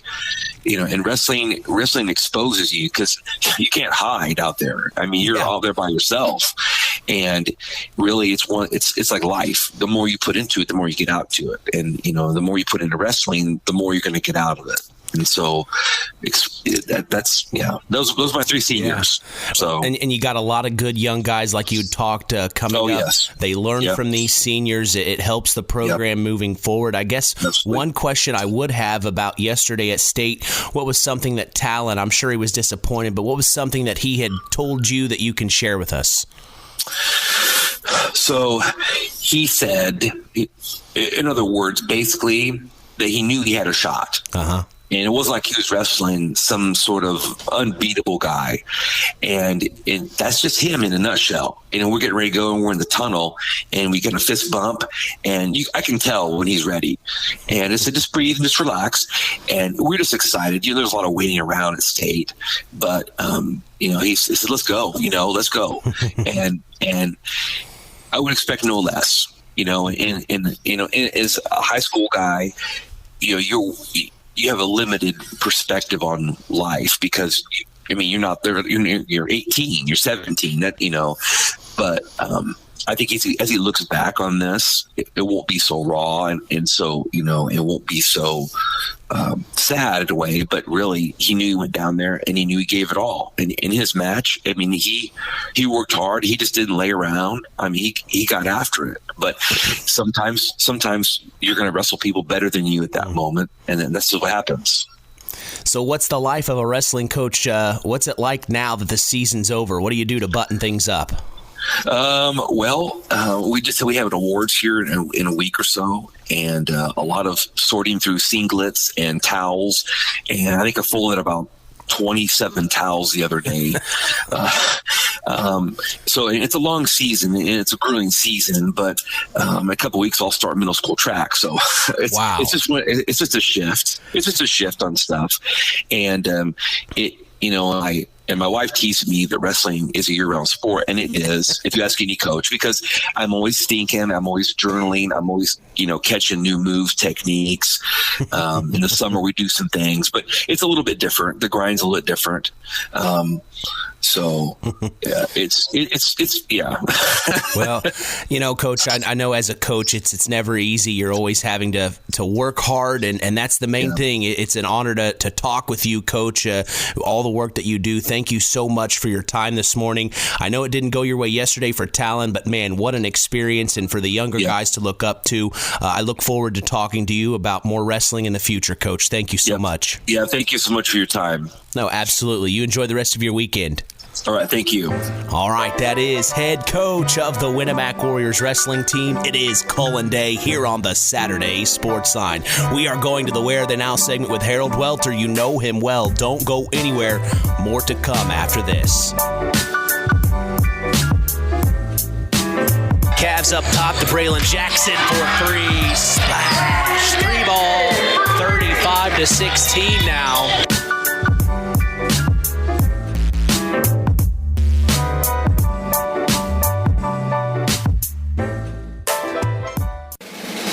Stay tuned for more sports talk with Mitch Columbi and Chris McGowan on the longest-running high school sports show in Indiana, the Saturday Sports Line. It's time now for Where Are They Now? A look back at more than a half century of local high school sports coverage on Kankakee Valley Broadcasting's WKVI. Today's program is brought to you by Osborne's Mini Mart in Knox. Now let's meet one of the local high school sports figures from more than 50 years of WKVI sports and find out where are they now? As we look back on more than 50 years of broadcasting high school sports in the Kankakee Valley here on WKVI, our guest is Eric Materna, a 2023 graduate of North Judson-San Pierre High School, and we call this segment, Where Are They Now? So, Eric, where are you now, and what are you doing? Currently, I am a sophomore at Marian University down in Indianapolis, Indiana. I am a double major with finance and accounting and a minor in communications. I hope to get my CPA, which is a certified public accountant, and then do something with that in the workforce. I don't know if it's a personal advisor yet, a financial advisor, an accountant. I don't know yet, but I am still currently in track, and we just got done with the conference meet last weekend. And it was pretty good. More than pretty good. For our listeners out there, we're going to go into how good that was for you here in a little bit. But I want to reminisce a little bit about your high school career, because obviously you ran track for 4 years. You still own a bunch of records there at North Judson-San Pierre High School. You played basketball, you played tennis, you ran cross country, and so you had a very busy high school career. Of all of the games and meets that you participated in there at North Judson-San Pierre, Eric, which is the one that stands out more than any other for you right now? Oh, shoot. If I'm thinking basketball, I think the one game was senior year, Knox versus Judson, when they came into town. We blew them out by about 20, so it was nice. The crowd was there. I remember that game like it was yesterday. Took a charge. I remember standing up yelling. That was amazing. And then if I go to track, I either think it's one of the state meets, or I think it's the regional championship I won, because I was not expecting that. At that point, I didn't think I had it in me, but when I came across the line first, it was like, wow, I've really did something here. Well, let's talk a little bit about what you've been able to do there at Marion University. As you mentioned just recently, you had the indoor championship for the Crossroads League that Marion is part of, and you were named the most valuable player in that, most outstanding track athlete in that. You won first in the 200, the 400, the 600, 4x4. Wow. It was quite a week for you, huh? Yeah, definitely. A lot of preparation, a lot of running, a lot of joy, and then also a lot of pain comes with that, with the aftermath. Let's talk a little bit about your college experience, Eric, as opposed to high school. What's been the biggest adjustment you had to make running at the collegiate level? I think the biggest adjustment is preparation, definitely. In high school, I rarely went and got, for example, things taped or things worked on. And now every day after a hard practice, or even on non-practice days, I'm in the training room. And then preparation also goes to what you eat and drink. I've really cracked down on that. I really don't eat. I eat fast food once a week. I allow myself. But even at that, it's like something like Chipotle that's decently healthy, something that won't hurt me that much. And then my snacks, I've really trained those to be all organic, all fruit, instead of things I used to eat like Oreos, stuff like that. So I would say definitely preparation, and then your mental attitude. You have to think that you're here for a reason, and that they saw something in you that you may not have even seen yourself. What led you to Marion? I know you had some other opportunities too.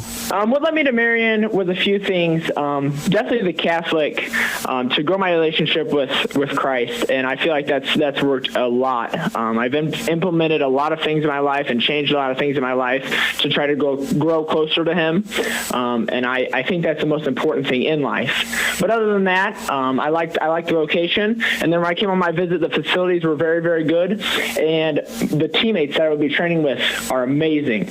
There's some studs, some from overseas, some from local Indiana, some from northern Indiana, but we are all one big group. I mean, you listed those accomplishments that I had last weekend, and when you look at the school record, I don't even have the school record yet. The guy I'm training with, I still think in my eyes is better than me. Even after all I did, it's like I still haven't reached the top of the pinnacle, and that is amazing for me because I always want somebody to challenge me. At practice, we can have there's 4 to 5 different guys any day that can quote unquote win practice. So like yesterday we had a time trial. Anybody could have won that, really. And stepping up when anybody can win it is so much better than just being the number one guy and nobody can compete with me. I don't like that. I want people to be better than me. I want a challenge. I want to better myself. I want to better my teammates. Well, you were fortunate in high school because you participated with some pretty darn good athletes in high school too. Yes, I did. As you look back, growing up in North Judson area there, Eric, who were some of the people who were like your role models or people who helped you be so successful in athletics? I would say undoubtedly coaches. The first coach that comes to mind is Coach Lambert, especially with track. I mean, my senior year, I didn't lose a meet all junior year until state, and coming into my senior year, we would have a meet at home just against 2 other schools where I knew I would win. I'm not trying to sound cocky, but just on paper, I had a 2-3 second lead, and I would still be really nervous, really, really nervous. And so when the judge would say on your marks, I would look at Lambert and he'd give me a thumbs up. And that's something that's kind of transitioned here too. I look at my coach and he said something like, let's do it, let's kill it, or something like that. Yeah. And just that trust that somebody else has in me can go a long way. And so I think of Coach Lambert, and then Coach Chezem on the basketball side. I feel like he was really, really good for me. But role model wise, I look to some of my peers. So somebody like Kelton Jordan, he was one of my role models. He was faster than me in the 200, and I was like, wow, I mean, he's faster than me in the 200. I need to go get him, and it was nice to challenge him at practice. One of the things that just jumps out at me as we're talking here, Eric, is that you really look for challenges, don't you? I mean, you didn't just go somewhere where you could automatically be the best. You wanted to be challenged, huh? Yes, I love being challenged, and I feel like our group is the pinnacle of that. For example, looking up at my wall, I have a goal sheet that our coach gave us, and I put down some goals for this indoor season, and he scribbled them out and wrote faster, and I still crushed those goals. So it's like, I feel like the more challenges I have, the better I can do. I just feel like that's the type of person I am.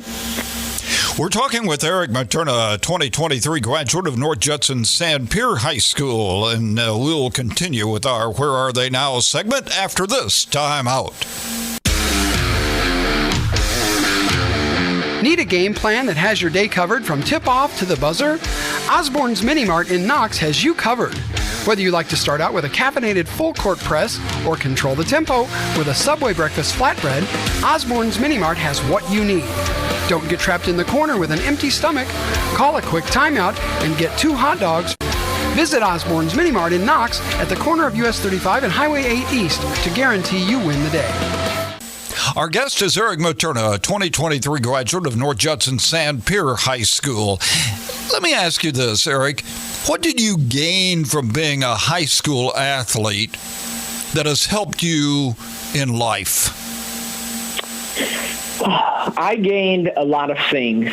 I think preparation is one of those things. So, for example, going into a job interview, I study. It's kind of like studying film. You watch some videos, you see what to do, you see how you can fix it. And then I feel like a team, like a camaraderie that you build in high school sports is just, I'm not going to say it's like the workforce because there really is nothing like it. But when you get that team aspect, you feel like you can do anything with anybody. So when you go into the workforce, you're going to find people you gel with, and you can work on a team project and do like your work double as fast, for example, than you would alone. Or it's easier to learn something, stuff like that. Finally, what advice would you give to young athletes out there? Let's see those middle schoolers that might be out there listening who want to have the kind of success that you've had in athletics. What advice would you give those young people? The advice I would give them, and the advice I try to give myself, is just to get back up. It is hard to be an athlete every single day. You wake up, you might wake up early, you don't want to go lift or you don't want to go on a run, but you have to get up because other people are going to be, and if you want to be better than them, then you have to outwork them. So hard work and just getting back up. If you get knocked down, you get back up. For example, my sophomore year, regionals, Crown Point, I fell at the line in my 400. Super embarrassing, super embarrassing. One of my low moments, and then the next year I come out and I win the regional championship. It was like an eye-opener. Like, as long as you get back up, nobody's going to stop you. They can't. I want to go back to one other thing that you had mentioned earlier in our conversation, and that is diet. And I don't think enough emphasis is put on that with young athletes today. Definitely. I definitely see a lot of athletes, for example, drinking energy drinks or pop. Pop is one of the absolute killers. I've cut that out to only once a week as kind of a mental incentive. Depends on, how big the meet is. I didn't have one last week because conference. But I normally try to have one 7 days before my next race just to kind of calm myself down. But diet is one of the huge things, because if you put bad stuff into your body, there's no way it's going to act as good fuel. I mean, when you fill up your car, you don't go and put diesel in it. If it's not diesel, you don't do it. So I feel like diet is one of the most important things a young athlete can have.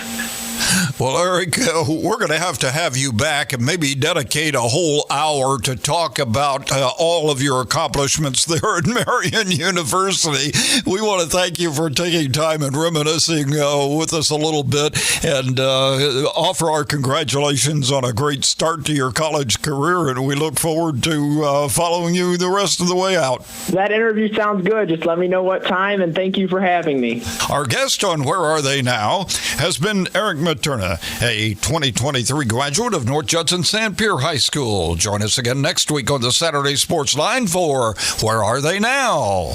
Where Are They Now? A look back at more than a half century of high school sports coverage on WKVI has been brought to you by Osborne's Mini Mart in Knox. Join us each Saturday morning on WKVI for the Saturday Sports Line and worldwide on WKVI.com.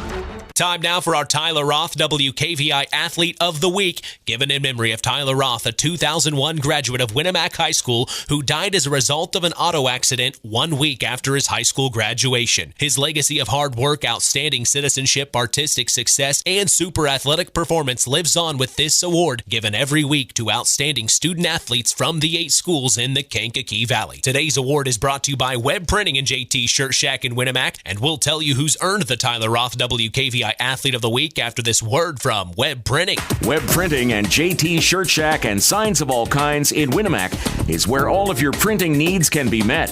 Whether it's paper, garments, or signs, Web Printing is your full-service printing solution. So if you're in need of embroidered or screen-printed garments, tickets or programs for your event, or documents for your business, Web Printing and JT Shirt Shack is the place to go. For the quickest service, best prices, and best quality, it's Web Printing and JT Shirt Shack in Winamac.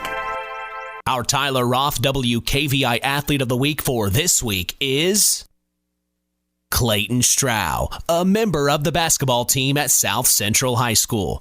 Clayten had an amazing Tuesday this past week. He dropped 15 points on 7 of 10 attempts in the Satellites' win against Argus. He had 4 rebounds, 4 assists, and 4 steals. He also received an exemplary behavior report by the officials that evening. Congratulations to Clayten Strauch, our Tyler Roth WKVI Athlete of the Week.